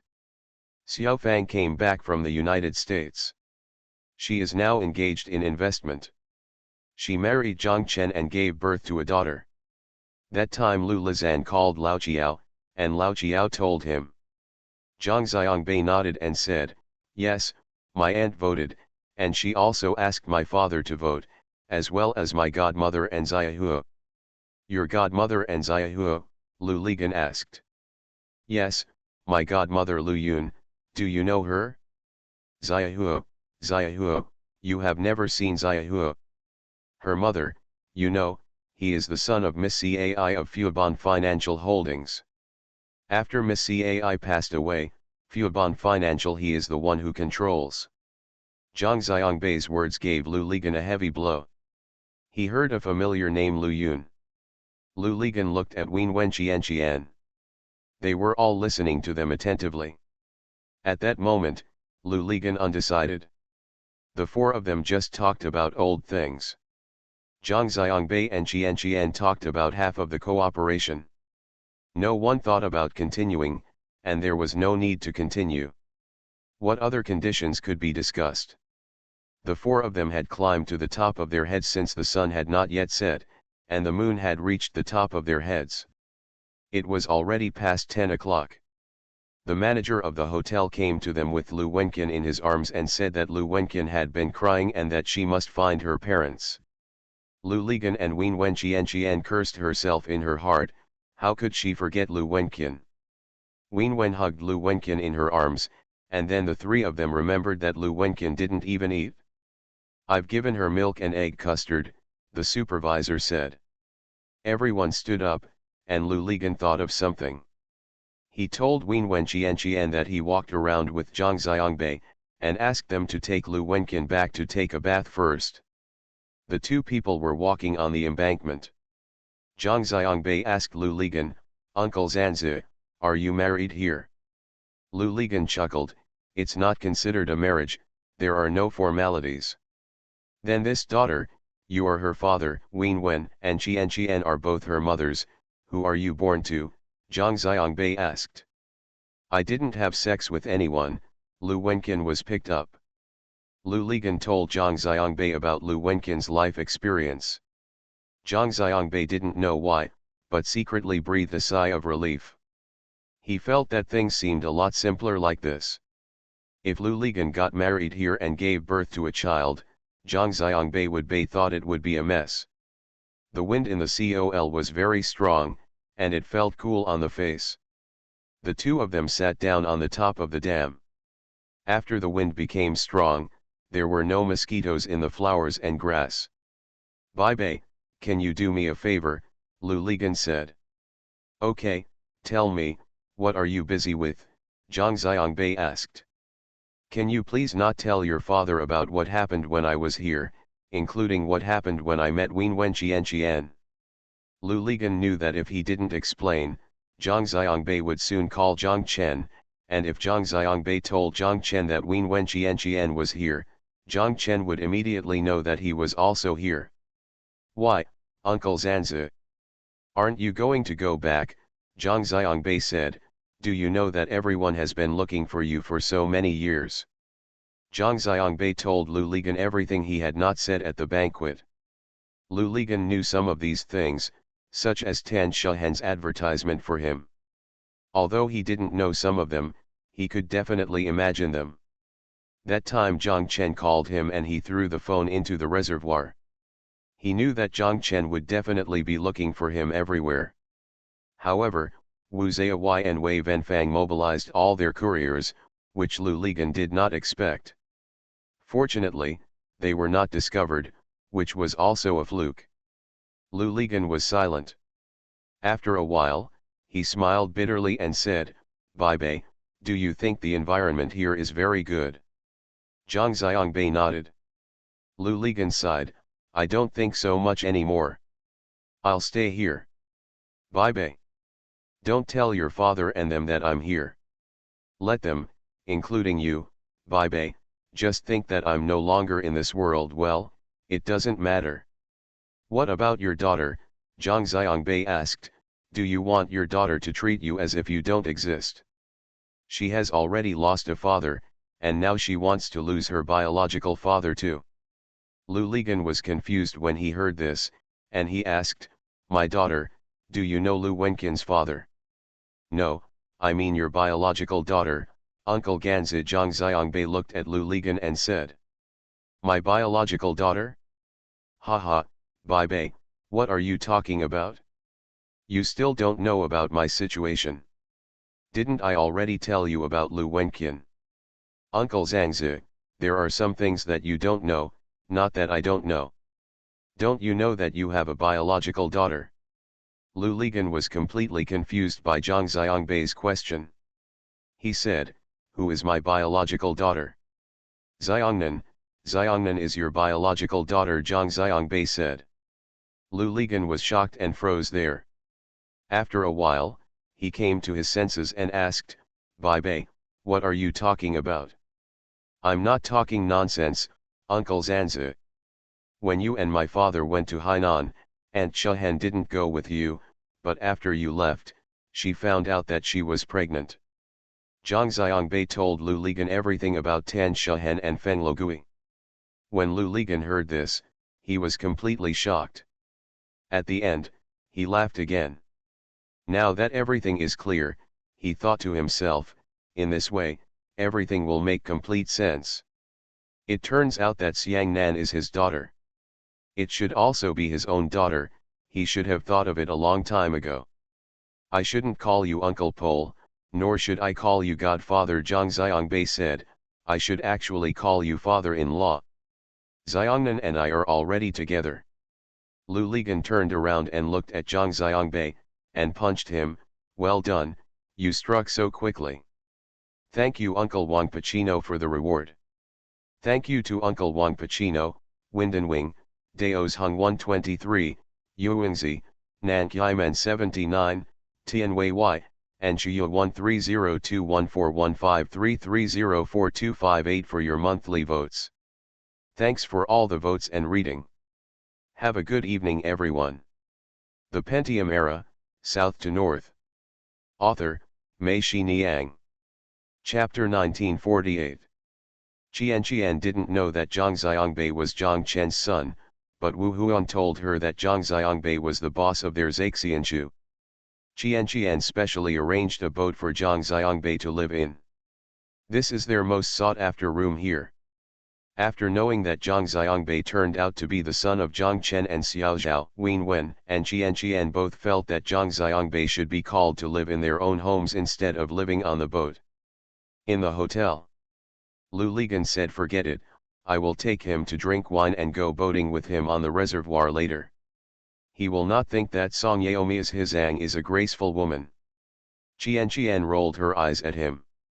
In fact, Lu Ligan had Xiaojiju in his heart. He didn't want Zhang Xiangbei to see the real living conditions of him and Wenwen Qian, although Zhang Xiangbei was not a fool and had already seen it. Lu Ligan and Zhang Xiangbei sat on the top of the dam until about 11 o'clock. Lu Ligan looked at his watch and said to Zhang Xiangbei, "You go back to your room and take a shower first. I'll go back and put the child to sleep, and then I'll come over to you. Today we'll drink him a night of wine. I haven't been this happy for a long time." Zhang Xiangbei said yes. Lu Ligan and Wenwen Qian are both people who go to bed late and get up late. Lu Wenqian followed them and became accustomed to going to bed late and getting up late. Now she no longer sleeps with Lu Ligan or Wenwen Qian at night, but with them. She got her own special crib, but Lu Ligan had to coax her to sleep every night. Wenwen and Qian were sitting on the sofa, whispering something. As soon as Lu Ligan came in, the two of them immediately shut up and pretended to be watching TV. There were two bamboo mats spread on the floor of the living room. Lu Wenqian was crawling around on it, and her toys were scattered on the bamboo mat. As soon as Lu Wenqian saw Lu Ligan coming back, she sat up, stretched out her arms, and screamed, "Papa, Papa." Lu Ligan said, Okay, Dad goes to change clothes and will be back soon." Lu Ligan walked into the room, took out an old man's shirt and beach shorts from the closet, put them on, and changed his shoes to flip-flops before walking out.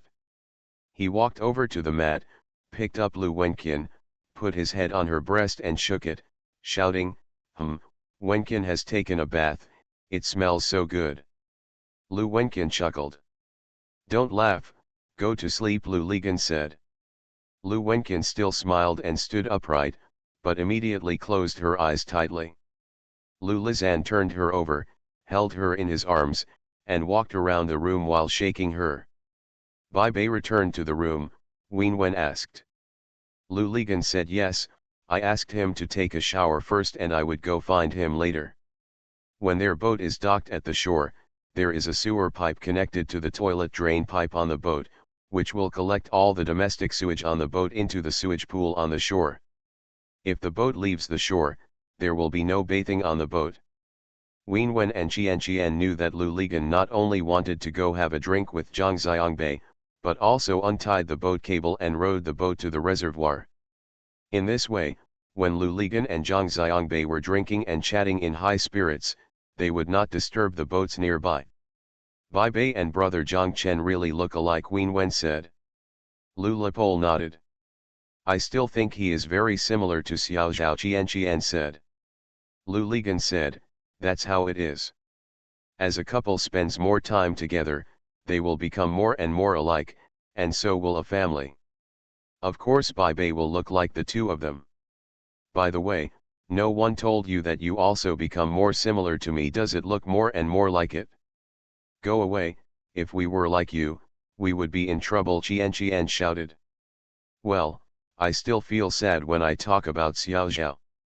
You think, if Xiao Zhao is still alive, how happy he would be to see his son so promising," Wenwen said, her eyes turning red again. "Xiao Zhao is so pitiful." Lu Ligan said, "They are doing well now. By the way, Zhang Chen is now married to Xiao Zhao's sister Xiao Fang. That Xiao Fang seems to be born in the same mold as Xiao Zhao."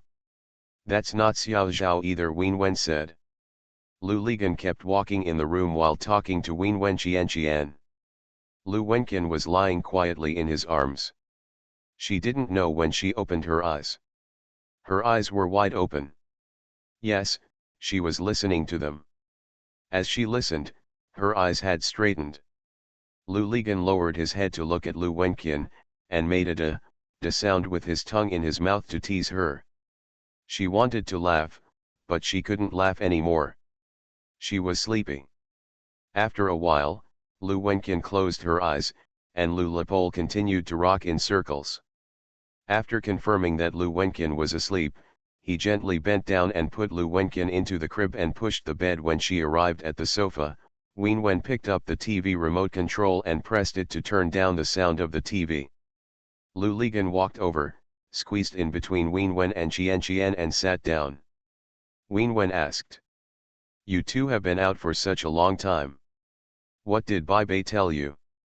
"I didn't say anything," Lu Ligan said, "they are all trivial things. What happened to this person, what happened to that person, these are all things. He is a child, what can I say to him?" Wen Wen remained silent. After a while, she asked, "Let me ask you, if you don't want Bai Bei to live in your home, are you afraid that he will see him like this?" "No," Lu Ligan said, "there are only 2 rooms here. Where will he live when he comes? Isn't it good to live on a boat?" "He can't stay in your room," Wen Wen said, "if he doesn't come, your room will be empty." "How long has it been since you went back to sleep?" Lu Ligan was speechless for a moment, and Wen Wen snorted, "I think you are just afraid that he will know." "I think so," Qian said. Lu Ligan looked around and said with a smile, "Do you think Bai Bei doesn't know? So what if he knows? But, after all, we are also his elders. I admit, knowing is one thing, but let him see this, it's another thing." "Do you think we have embarrassed you?" Wen Wen asked. "What a shame!" Lu Ligan stretched out his arms, hugged Wen Wen and Qian and said, "When we lived with Zhang Chen and the others, I didn't even carry Zhang Chen and Xiao Zhao on my back. Carrying their son? Really, I just don't want to set a bad example for him. It's not about you, it's about me. After all, I'm also his godfather." "Okay, even if what you said makes sense," Wen Wen nodded. Lu Ligan sat for a while, then stood up and said to Wen Wen, "Qian, he should have taken a bath by now. I'll go over and talk to him." Wen Wen agreed, "You go directly to the boat, and I will ask the kitchen to deliver the food and wine to you." Lu Lipol made an okay gesture and walked out. Zhang Xiangbei took a shower and sat on the bow of the boat. He answered a call from Xiao Wu. Xiao Wu told Zhang Xiangbei about their situation in Qingyuan this afternoon. Zhang Xiangbei also told him about the situation here, but, Zhang Xiangbei did not mention meeting Lu Ligan. After hanging up Xiao Wu's phone, Zhang Xiangbei continued to video chat with Xiang Nan. Xiang Nan had a performance tonight. After the performance, he had a late night snack, went home and took a shower. As soon as he sat on the bed, Zhang Xiangbei and Xiang Nan started video chatting. 10 minutes later, when he saw Lu Ligan walking towards the side, Zhang Xiangbei quickly told Xiangnan that it was getting late, so you should go to bed quickly. The two met each other remotely across the screen and kissed each other. Zhang Xiangbei turned off the video. He still didn't tell Xiang Nan about meeting Lu Ligan here. It was not because Lu Ligan had already told him not to tell anyone about his whereabouts for the time being, but because Zhang Xiangbei felt that before Lu Ligan himself decided to leave here and go back, it would be best to leave space. Only with space can there be room for change. Otherwise, the news will spread quickly, and maybe his father, Aunt Chehen, and the others will leave for here tomorrow. What to do when you get here? There are Wen Wen and Qian here, as well as Lu Wenqian. Although Lu Wenqian was picked up by them, Zhang Xiangbei could see that Lu Ligan had a deep relationship with her. Zhang Xiangbei knows that for Lu Ligan, whether he leaves or stays, it is a difficult problem for him and hurts Wen Wen Qian, although Zhang Xiangbei hopes from the bottom of his heart that Lu Ligan can go back. But he knew that this decision could only be made by Lu Ligan himself, and he could only make it by himself. Before Lu Ligan made a decision, Zhang Xiangbei had no choice but to remain silent. Lu Ligan got on the boat, sat down on the bow, and asked Zhang Xiangbei, "Have you taken a shower?" Zhang Xiangbei said that he had washed it. "This place is so nice at night. I have never spent a night on a boat." Lu Ligan said, "When their wine and food are delivered, we will row the boat to the middle of the reservoir.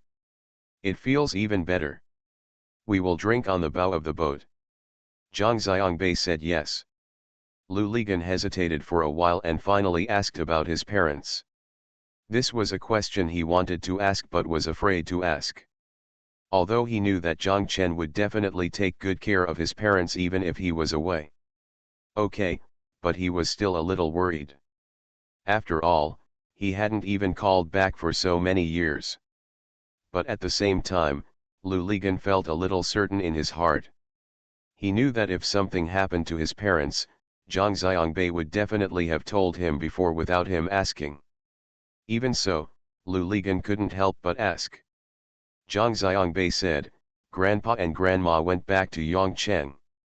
"Grandpa and Grandma, isn't this an incorrect answer? Why are Lao Zhang and the others going back to Yongcheng?"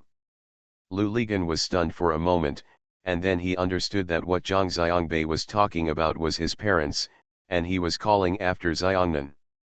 "Why did they return to Yongcheng?" Lu Ligan asked. "Xiangnan went back to Wu Opera Troupe to work. When they go back to Yongcheng, they can see Xiangnan often. Aunt Shahen bought them a house in Yongcheng, a splendid China house," Zhang Xiangbei said. "Splendid China has real estate development in Yongcheng." "Yes, several."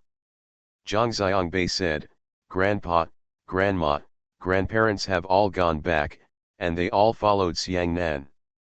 They all said that they are still used to staying in Yongcheng and have many acquaintances.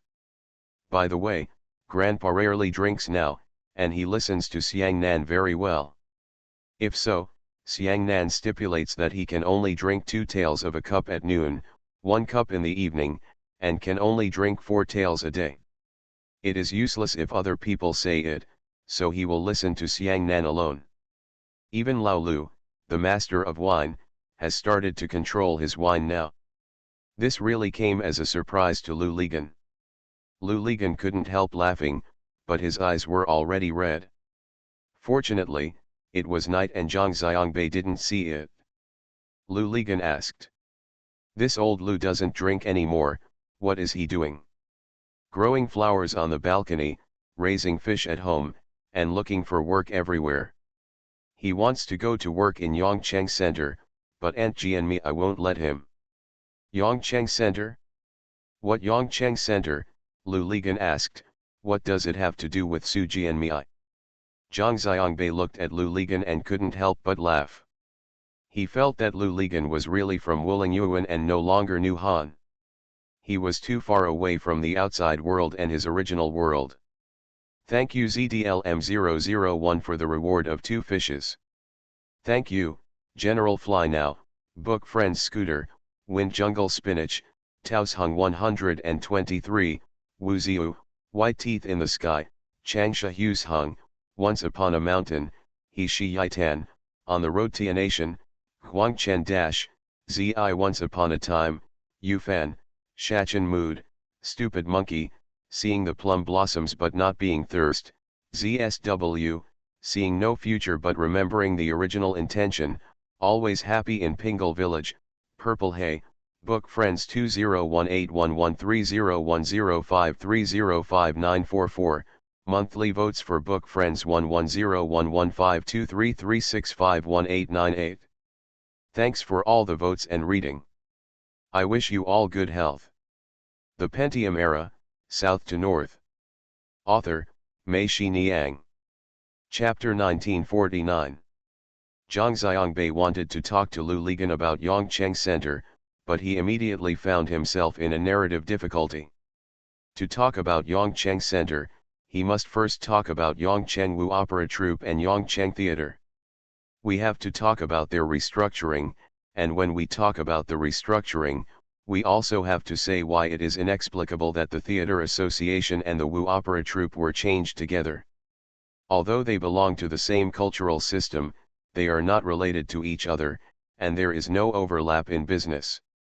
Especially in the later years of the movie theater, the play was actually gone. Movies were shown every day, and there were no performances at all. They had to rely on performance. Theater people will drink Northwest Wind. But fortunately, Lu Ligan was not really from Wulingyuan after all. Zhang Xiangbei clicked on many things and he understood. For example, Zhang Xiangbei said that Yongcheng Center is on the roadside of Yongcheng Cultural Square. Lu Ligan said immediately, "Isn't that Yongcheng Cinema?" Zhang Xiangbei was right. There is no theater in Yongcheng now, and the Yongcheng Theater has merged with the Yongcheng Wu Opera Troupe. Restructured, right? The purpose of Bing came in was for that land. It was the best land in Yongcheng. The Cultural Bureau was reluctant to let it be taken away by the Land Collection and Storage Center.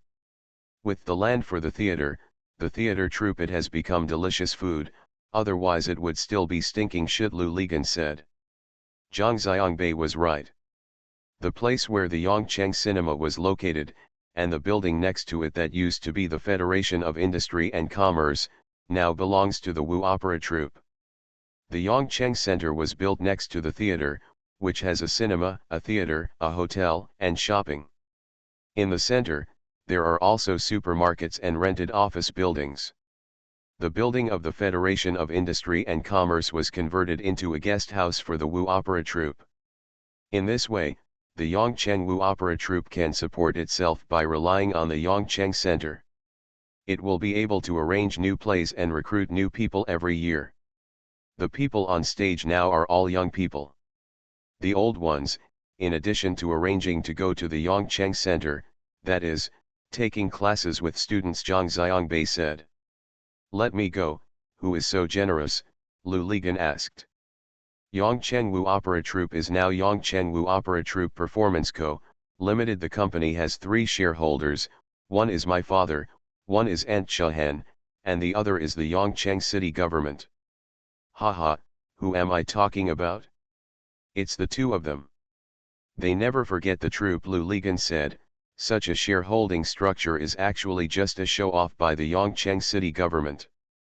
When it first started to restructure, in order to convince the people below, otherwise, the people below will rebel if they suddenly ruin their jobs in the business and rush to private enterprises, but now, these people don't care. The actual owners of the troupe, namely Zhang Chen and Tan Shahan, the city government finally threw away the Wu Opera Troupe and the theater as a burden, so they didn't bother to interfere in the troupe's affairs. When there are achievements, they will beat the gongs and drums. Zhang Xiangbei nodded. Everything was exactly as Lu Ligan said. 3 waiters from the fish restaurant came to bring them wine and food. 2 people stood at the bow of the boat, picked up the trays, and placed them on the bow.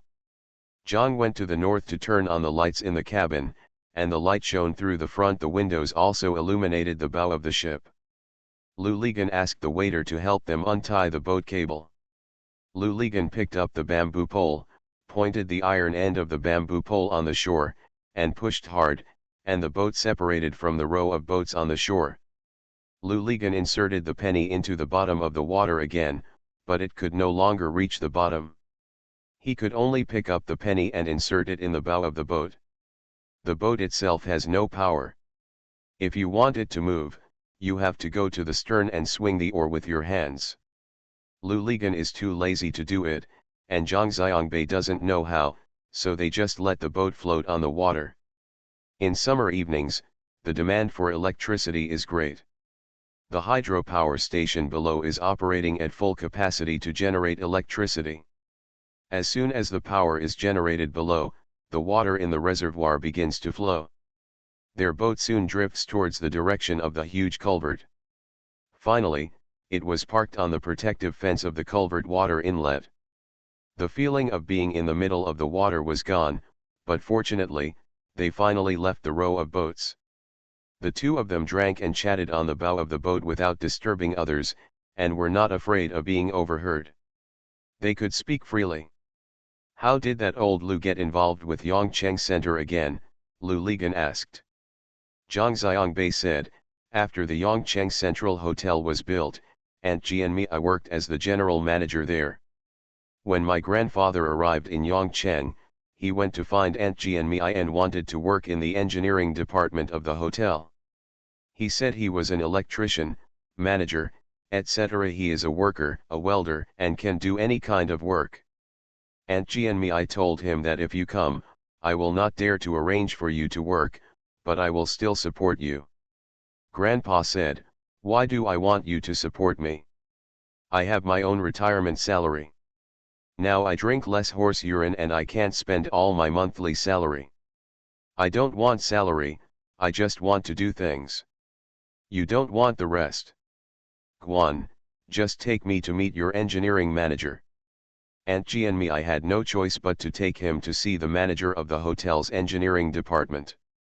The final result was that since Grandpa didn't go to work, he was not considered a formal worker in the hotel, but the engineering department would call him when there was work to do, especially when it comes to big jobs like boiler maintenance and central air conditioning maintenance. He will still get angry if he doesn't call him Grandpa. Yongcheng is holding a street theater festival this month. Grandpa is the happiest. He runs to be a volunteer and helps dismantle and install the stage every day. When there is nothing to do, he wears a red sleeve band and holds a small red flag to help maintain the festival. Order. Lu Ligan was very happy when he heard this.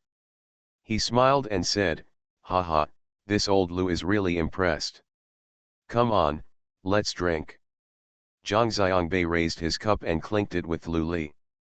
The two of them drank and chatted like this. Lu Ligan was like a dry sponge, absorbing everything Zhang Xiangbei said about Yongcheng and Hang Cheng, and then kept asking this and that. Zhang Xiangbei told him everything. The previous words went round and round, with all kinds of twists and turns. Lu Ligan finally couldn't hold it anymore and asked, "Bai Bei, how is your Aunt Shahen?" "Okay," Zhang Xiangbei said. He looked at Lu Ligan and added, "Still single." Lu Ligan picked up the wine glass and took a sip alone without saying anything. Zhang Xiangbei asked, "Uncle Ganzi, Aunt Shahen is advertising for you, have you seen it?" This matter was quite sensational. I was in the United States at the time and saw it all on the internet. I saw it too, Lu Ligan nodded. "Uncle Ganzi, what about you?" Zhang Xiangbei hesitated, and Lu Ligan didn't pick up his words. The two of them continued drinking. After drinking for a while, Zhang Xiangbei said, "Uncle Zanzi, what are you going to do next?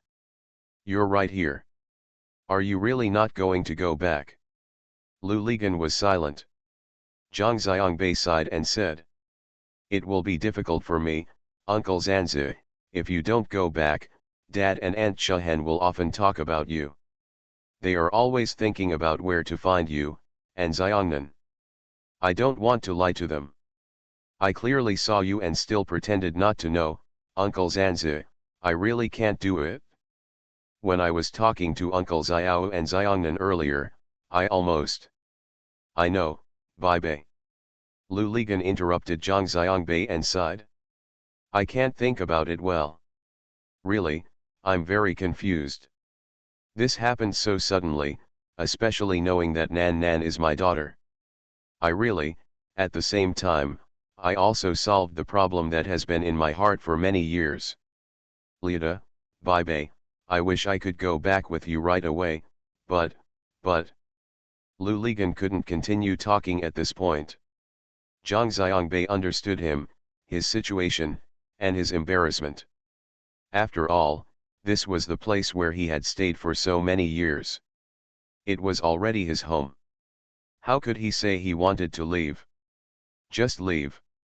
Lu Ligan raised his head, looked at Zhang Xiangbei, and said sincerely, "Bai Bei, please give me a little more time to think this matter through, okay?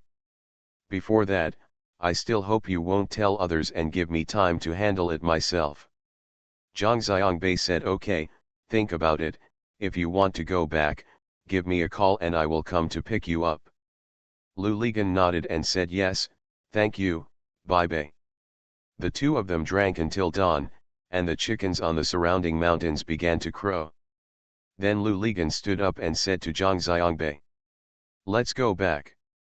Zhang Xiangbei said yes. Although he was already a little drunk, Lu Ligan was still able to light his bamboo pennant on the shore and move the boat to its original position.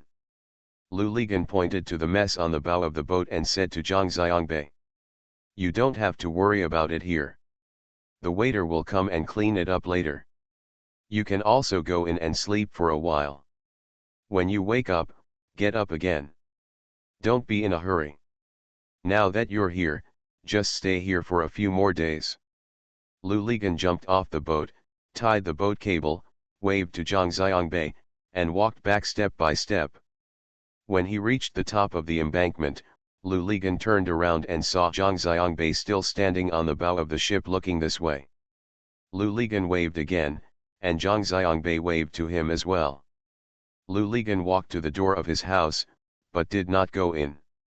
Instead, he sat down on the doorstep, leaning against the door. He put his hands on his chest, closed his eyes, and the morning wind blew gently on his face. His face looked like Lu Wenqin's little hand was tickling him. Lu Ligan smiled, but his eyes turned red. Lu Ligan's cell phone dinged. He picked it up and found Zhang Xiangbei's WeChat message. Lu Ligan opened it and saw that it was Zhang Xiangbei who sent him Xiangnan's photo. Yes, when Lu Ligan left, Xiangnan was still a high school student, but now, she is completely a big girl. Zhang Xiangbei kept sending him more than a dozen messages in a row. Lu Lizan opened them one by one and looked at them greedily. This is his daughter. Xiangnan, Lu Lizan remembered many, many more. Years ago, when Zhang Chen called him and told him that Xiao Zhao was pregnant, Lu Ligan told Zhang Chen that if he was a boy, he would be called Xiangbei, and if he was a girl, he would be called Xiangnan. Xiangnan didn't expect that Xiangnan would be his daughter. Was Xiangnan's name a providence or a coincidence? How could it be such a coincidence? Lu Lipol looked at them one by one, his fingers trembling. He couldn't bear to cross each one, and he was anxious to see the next one. After seeing the next one, he immediately went back to look at the previous one. And eager to see the next picture, I became a little at a loss for a moment. Lu Ligan smiled at Xiangnan on the screen, thinking about what Zhang Xiangbei said to him earlier. He knew that Xiangnan was now the leader of the Yongchengwu opera troupe, and knew that Xiangnan had won the Huabiao Award, and Lu Ligan knew that these two Plum Blossom Awards were the pinnacle of the drama world. Winning one would be amazing, but Xiangnan actually won two. He also knew that Xiangnan brought Wu opera to Taiwan, the United States and Japan, where it was very popular. She is my Lu Ligan's daughter after all. Lu Ligan thought proudly, and couldn't help but point his head at the screen, nodding his head, and making a clicking sound with his tongue in his mouth, teasing Xiangnan on the screen like he was teasing Lu Wenqin. Lu Ligan said to Xiangnan on the screen, "Nan Nan, you are better than your father." Lu Ligan's fingers slid downwards. When he reached the last picture, Lu Ligan's eyes widened. He clicked to enlarge the photo. This was a photo of Xiangnan and Tan Shahen. When Lu Ligan saw Tan Shahen in the photo, "Keep smiling at yourself." Lu Ligan couldn't bear it any longer and burst into tears. "Thank you Hu Hu for the tip. Thank you to Hu Hu, Ekin, Daodu, Mark, Little Gatekeeper, Hua and Youth, Zongkai 727, Xiaowang, Dragon King 123,777 for your monthly votes. Thanks for all the votes and reading. Have a good evening everyone. You are listening to Novels at Bless Up channel. Wish you happiness and luck. Please subscribe to receive new novels. How do you feel about this novel? Please like and leave a comment. The Pentium Era, South to North. Author, Mei Shi Niang. Chapter 1950. Lu Ligan didn't get up until noon. When he opened his eyes, the room was quiet. He lay on the bed, took the mobile phone on the bedside table, opened the photo album, and took a good look at the photos Zhang Xiangbei sent him. Then he got out of bed. There was no one in the whole house.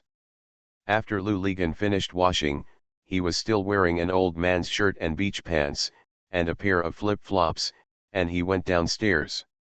He walked to Wenwen and Qinqin's office and saw Qian sitting here. Lu Wenqin was sitting in the stroller next to her, sucking her fingers boredly. "Where's Wenwen?" Lu Ligan asked. Going home, Qian lowered her head and said without raising her head. Lu Ligan was surprised.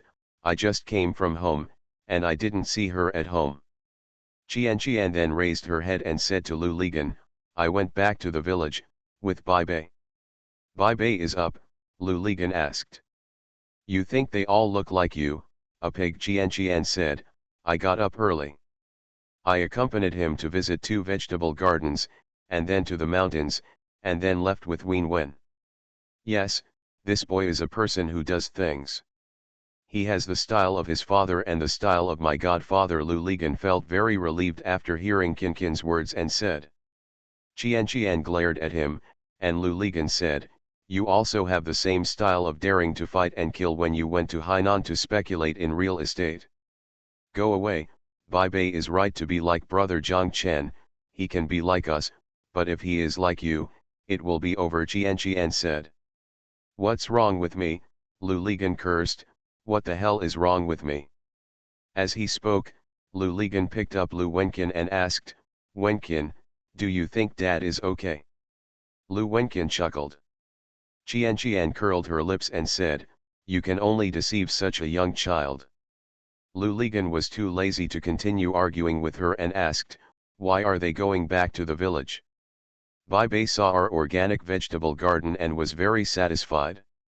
He said it would be nice if the scale could be larger.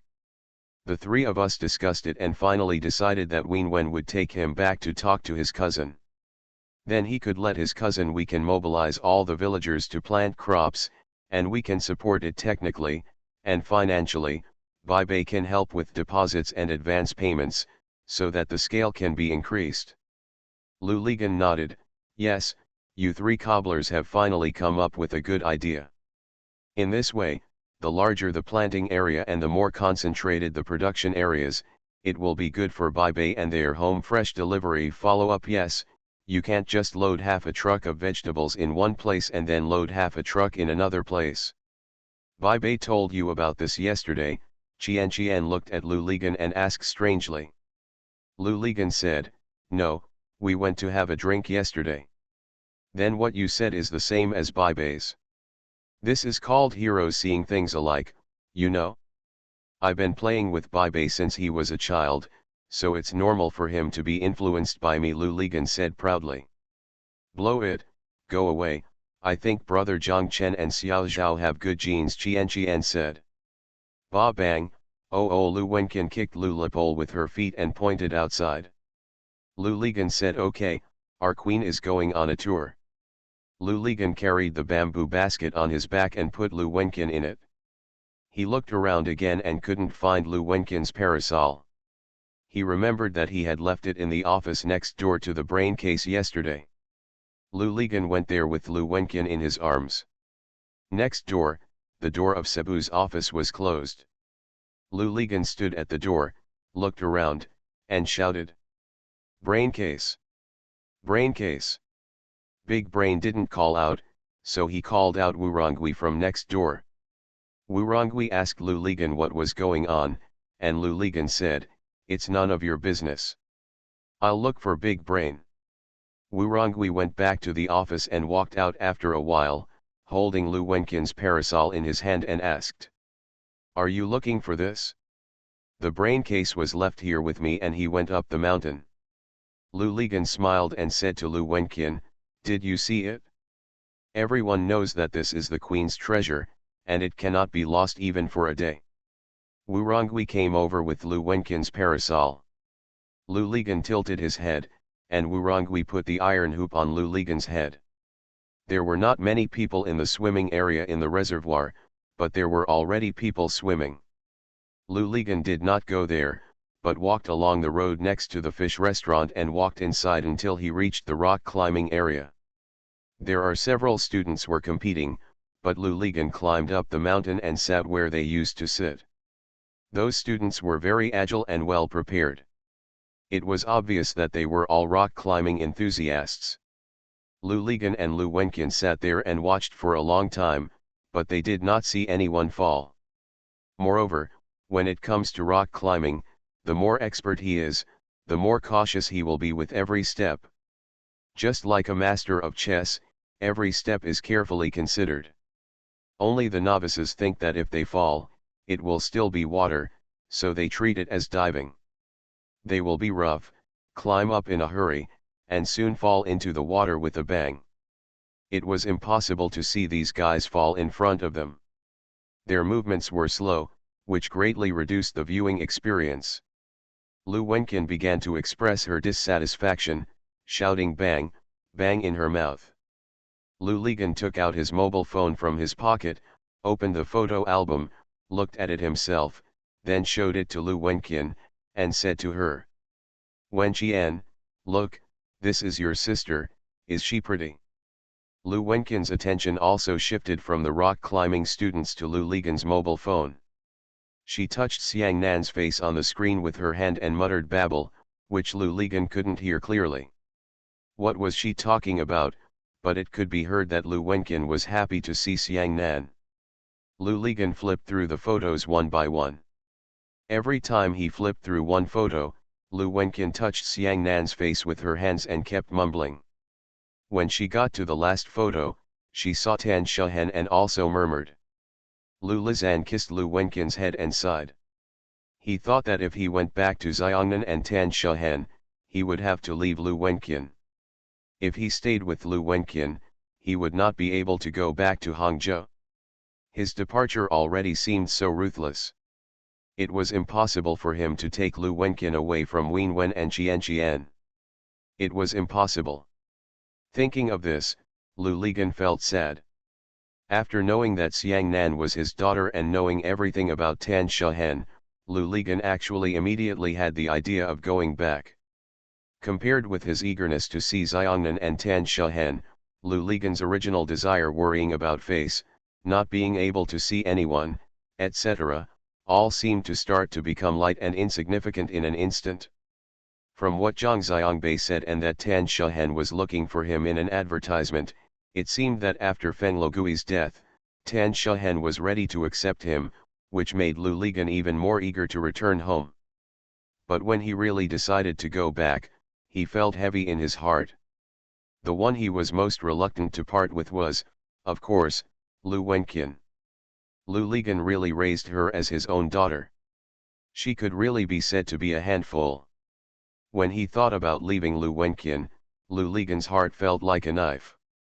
At the same time, he also felt that he didn't know how to talk to Wenwen Qianqian about this matter. After being together for so many years, in his heart, they had already felt like a family. This feeling was not love, but it was more advanced than love. Family, the feeling is the feeling of oneness, the feeling of being inseparable. If you hurt them, you are hurting yourself. Lu Ligan sighed, and kissed Lu Wenqin's head again and again. The phone rang and it was Qianqian. Lu Ligan picked it up. Qianqian shouted on the phone. "Where did you die?" "What's going on here at the rock climbing gym?" Lu Ligan asked. "Wenwen and Bai are back. Come back for dinner soon." Lu Ligan said yes. "Go directly to the hotel box, we'll go there first." Lu Ligan said yes again. Lu Ligan went to the private room of the fish restaurant. Wenwen Qianqian and Zhang Xiangbei were here, and Wu Rongui was also here. Wu Rongui is their deputy general manager in charge of technology. He was originally responsible for the technology of the power station. After they had aquaculture in the reservoir and chickens on the mountain, he went to study breeding technology. After they had an organic vegetable plantation, he continued, "I went to study vegetable planting technology and now I am like an agronomist." This guy is very powerful. As long as he has a book in hand, he digests it very quickly. Lu Ligan joked with him and said, "Damn it, now you are here, probably the only one who can't be the head chef of the fish restaurant." Wu Rongui pointed to his mouth and said honestly, "I'm not sensitive here and can't taste salt and salt. I really can't be a chef." Qianqian also brought Lu Wenqin's stroller, and the milk was already soaked. Lu Ligan put Lu Wenqin into the stroller. Wenwen gave her the bottle, and she started sucking the bottle while holding it.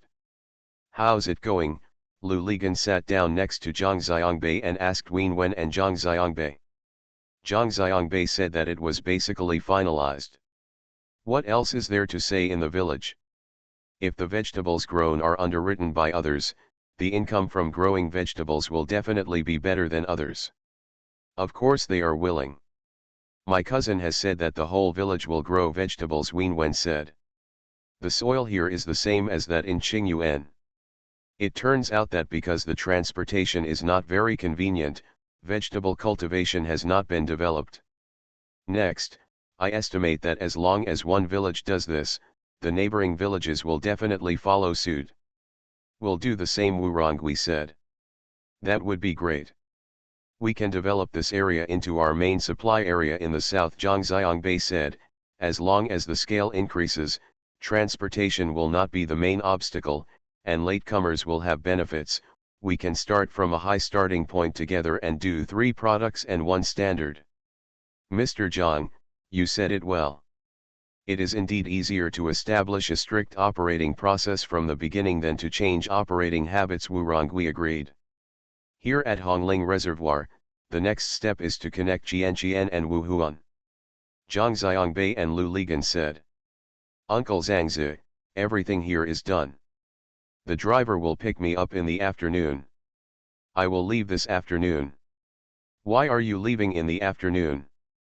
Stay here for a few more days before we talk about it, Lu Ligan shouted. Zhang Xiangbei couldn't tell. There were still many things going on at home. Uncle Xiao and I had made an appointment to meet in Shaoguan in the evening.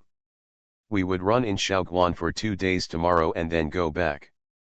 Wen Wen and Zhang Xiangbei said, then you must come next time and let brother Zhang Chen and brother Xiao Wu come over to play. Zhang Xiangbei said, yes, I will. When the village here starts to promote, I will come over. Some commitments and requirements will be made better by our party than by their village committee. Lu Ligan and Wu Rongui both nodded, feeling that Zhang Xiangbei was right. In many cases, it was only monks from outside who could chant sutras. As for Zhang Xiangbei, he had other plans. He thought that he could actually refer to the Guangdong model here, which is corporate management. They would cooperate with the village committee to set up a company, and the villagers would use their own land to invest in the company. Thank you for being a passerby, don't take it too seriously, and Zheng Kishan, for the reward of 2 fishes. Thank you for your monthly votes from passersby, Shadowless Feet, Wuxiang, Book Friends 2020102703332724, Book Friends 201805121221100518, Book Friends 201811301053053944, Wind Jungle Spinach, Captain Jim, Yunlong Frogfish, Moral Flame, ZSW, Book Friends 201808030256355047. Thanks for all the votes and reading. I wish you all good health. The Pentium Era, South to North. Author, Mei Shi Niang. Chapter 1951. Wen Wen woke up from a nightmare. She stretched her head and looked at the crib beside the bed. Lu Wenqian was sleeping soundly. She turned to look at Jianqian, who was also sleeping soundly. Wen Wen got out of bed, picked up Lu Wenqian from the crib, walked into the bathroom, squatted down, held Lu Wenqian's back to her chest, spread her legs, and peed while Lu Wenqian's hands were scratching in the air. He stood there without opening his eyes. When his hands stopped, he started to urinate. Wen Wen put Lu Wenqian back in the crib and opened the door. It was dark outside. Wen Wen walked outside to the living room in the dark. The door leading to the outside platform from the living room was open. Although the air conditioner was not turned on in the living room, it was cold in the middle of the night. The wind was blowing, and there was still water vapor. It was also dark on the platform outside. Wen Wen looked outside and saw 1 star of fireworks extinguishing. Wen Wen walked out and saw Lu Ligan standing in front of the open window, looking at the reservoir outside. In addition to a lounge chair on the platform, a new bamboo bed was added this year. This was custom made by the bamboo craftsman Lu Ligan asked Lu Wenqin to make bamboo baskets for him. This summer, Lu Ligan, every night, basically I sleep on this bamboo bed. At night, all the windows on the platform are opened. The cool wind from the mountain brings water vapor and fills the entire platform. The grape leaves on the glass ceiling are rustling in the wind. Lying here, it is indeed better than in the room. It's even more comfortable with the air conditioner on. Sometimes Wenwen and sometimes Qian would lie on the bamboo bed with Lu Ligan. At that time, it was not hanging upside down on the grape trellis, but under the dense grape trellis. But they never sleep here until dawn. First, they dislike the fact that there are too many mosquitoes here. Even though they lit 2 or 3 mosquito coils, it was of no use until Lu Ligan planted a lot of tuberose and lavender on the platform. This is a lot less. This is what Wu Rongui told Lu Ligan, saying that these 2 plants have the effect of repelling mosquitoes. Wenwen and Qian did not dare to sleep until dawn on the platform. The main reason was that the humidity on the platform was too heavy. At 4 or 5 o'clock in the morning, the place was filled with fog instead of wind. From the reservoir, the misty fog came, and the whole person was immersed in the fog. Lu Ligan is not afraid of this. He said that mosquitoes neither plow nor cultivate the land, so they must be given a way to survive. If they are not even afraid of these mosquito repellents and still fly in, the only reason is that my meat is too fragrant. As for Wu, he said that this is the way to cultivate immortality. Over time, maybe he can become an immortal. Go away, go and cultivate your immortality. I'm afraid that when you become an immortal, your knees will be ruined and you will become a cripple. You will be the Taiguai Qian scolded. Wenwen laughed beside her. In order to avoid knee pain in the future, they did not dare to sleep here for too long. I mean, it was enough to tire themselves out. Wenwen walked over and walked to Lu Ligan without noticing him. He stood there blankly looking outside. Wenwen asked. What, can't sleep? Lu Ligan seemed to shiver for a moment, and then he noticed Wenwen. He turned around and said, No, I just woke up and took a look at the scenery. Wenwen wanted to say, Don't lie. You have been acting like this for several days at night. From the day Bai Bei left, I have seen you standing here in the middle of the night every day. You must have something on your mind. Wenwen thought for a while and didn't say anything, but stood there silently. Why didn't you sleep? Lu Ligan asked. I just woke up too, Wenwen said. I'm going to help Wen Qianpi. Lu Ligan turned around and said. Wenwen grabbed him. Already done. Lu Ligan said oh, stretched out his hand and hugged Wenwen, and Wenwen's head leaned towards him. The 2 people stood there and continued to look at the dark lake outside. Do you want to leave? Wenwen asked. If you want to leave, where should you go? Lu Ligan asked. Leave here and go back to Hangzhou, Wenwen said. Who said that? No one needs to say it, we can all see it. When you come and leave from Bai Bei, you become absent-minded. Your heart is no longer here. Lu Lizan was silent, then sighed. If you have any ideas, you can tell me, Wenwen said. Actually, Qian and I have been talking about this matter these past few days. We are waiting for you to tell us when. Wenwen smiled bitterly and said, Actually, it was earlier. From the day you came, we knew that this day would definitely come. Let me ask you something, okay? What's up? Wenwen said, That's it? There was a big advertisement in the newspaper, looking for Lu Ligan. Are they looking for you? Lu Ligan said yes. The one named Tan is a woman, right? Lu Ligan was right. She came here again.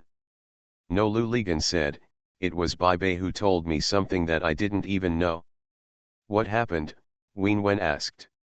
He told me that I have a daughter, Lu Ligan said. Ah, Wenwen shouted, you have a daughter, and you don't even know it. I don't know, this matter is very complicated, Lu Ligan said.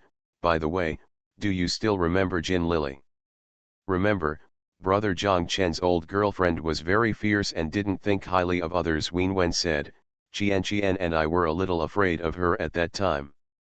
Originally, 4 of us went to Hainan together, Zhang Chen, Jin Lily, me and my girlfriend at the time.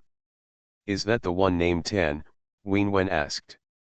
Lu Ligan nodded and said, but that day, her parents blocked the door and prevented her from coming out. There was no other way, so she asked us to leave first, saying that she was coming to find us from behind, so the 3 of us had to leave first. But, she didn't come later, and we never saw her. Lu Ligan was right, she had never come to Hainan. Lu Ligan told Wen Wen everything, and Wen Wen listened quietly. After Lu Ligan finished speaking, Wen Wen sighed and said, I didn't expect you, an old gangster, to be so rough. Lu Ligan couldn't help laughing and cursed, what old gangster? Aren't you?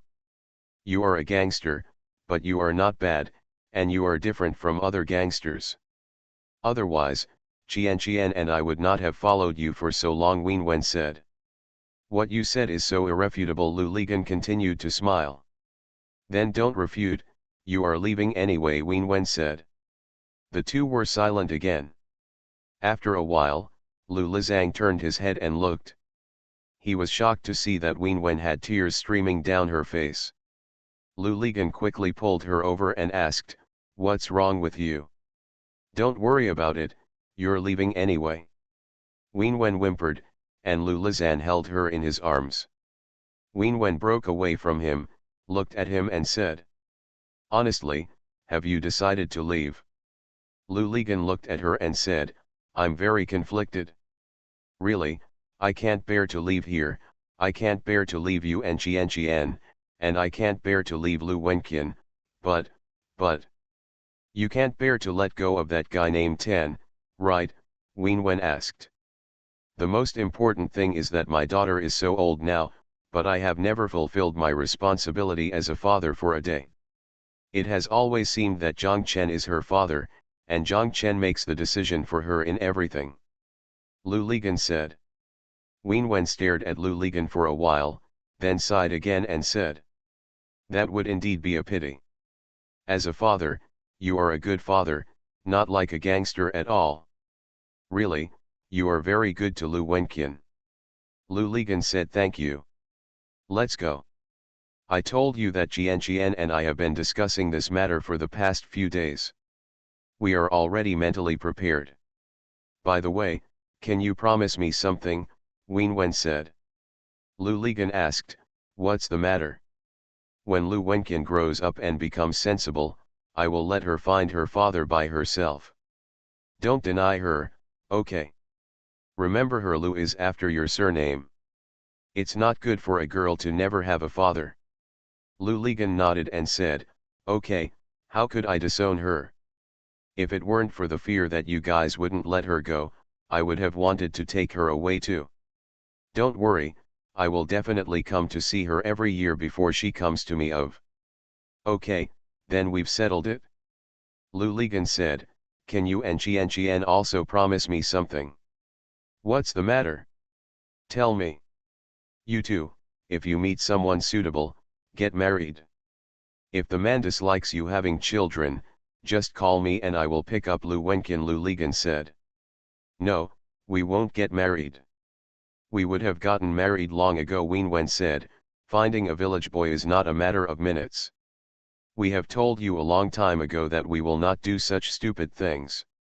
Xi and the hard-earned money is spent in vain, and the work is also in vain. Why? Do you still remember the time we went back to Hainan? Lu Ligan said he remembered. Actually, the 2 of us hesitated for a long time at the Hainan pier and missed several boats. We were very scared. We knew that it would be dangerous to go back to Hainan and we might lose our lives. But in the end, the 2 of them thought about it and decided not to care. In order to make money, life is worthless. We don't want to be poor even if we die. Think about it, with the money we exchanged for our lives, will we recruit a village boy and be deceived by him? That die-hard Qian sometimes goes to pick up boys, but she has never had the idea of marrying anyone. Just for fun, men can play with women, and women can also play with men and get married. Don't force yourself on this kind of thing, Lou Ligon said. Don't force yourself to get married, and don't force yourself not to get married. Just be more casual. No, being casual means being careless and you will be deceived, Ween Wen said. Just leave us alone. By the way, when are you going to go back? It's not decided yet. I told you that I'm very conflicted and really reluctant to leave here, Lou Ligon said. Well, you still have a conscience, Ween Wen said. By the way, there is one thing that Qian and I have also discussed. What's the matter? Lou Ligon said. When you leave, take 10 million with you. Don't go home like a beggar, otherwise you will be looked down upon, Ween Wen said. Lou Ligon said, no, I don't want money. It's not money, it's face, Ween Wen said. Lou Ligon smiled and said, I have money, a lot of money. By the way, if you do something in the future and don't have enough money, you can call me. You have money? Ween Wen was surprised. How do you have money? I am a major shareholder of a listed company.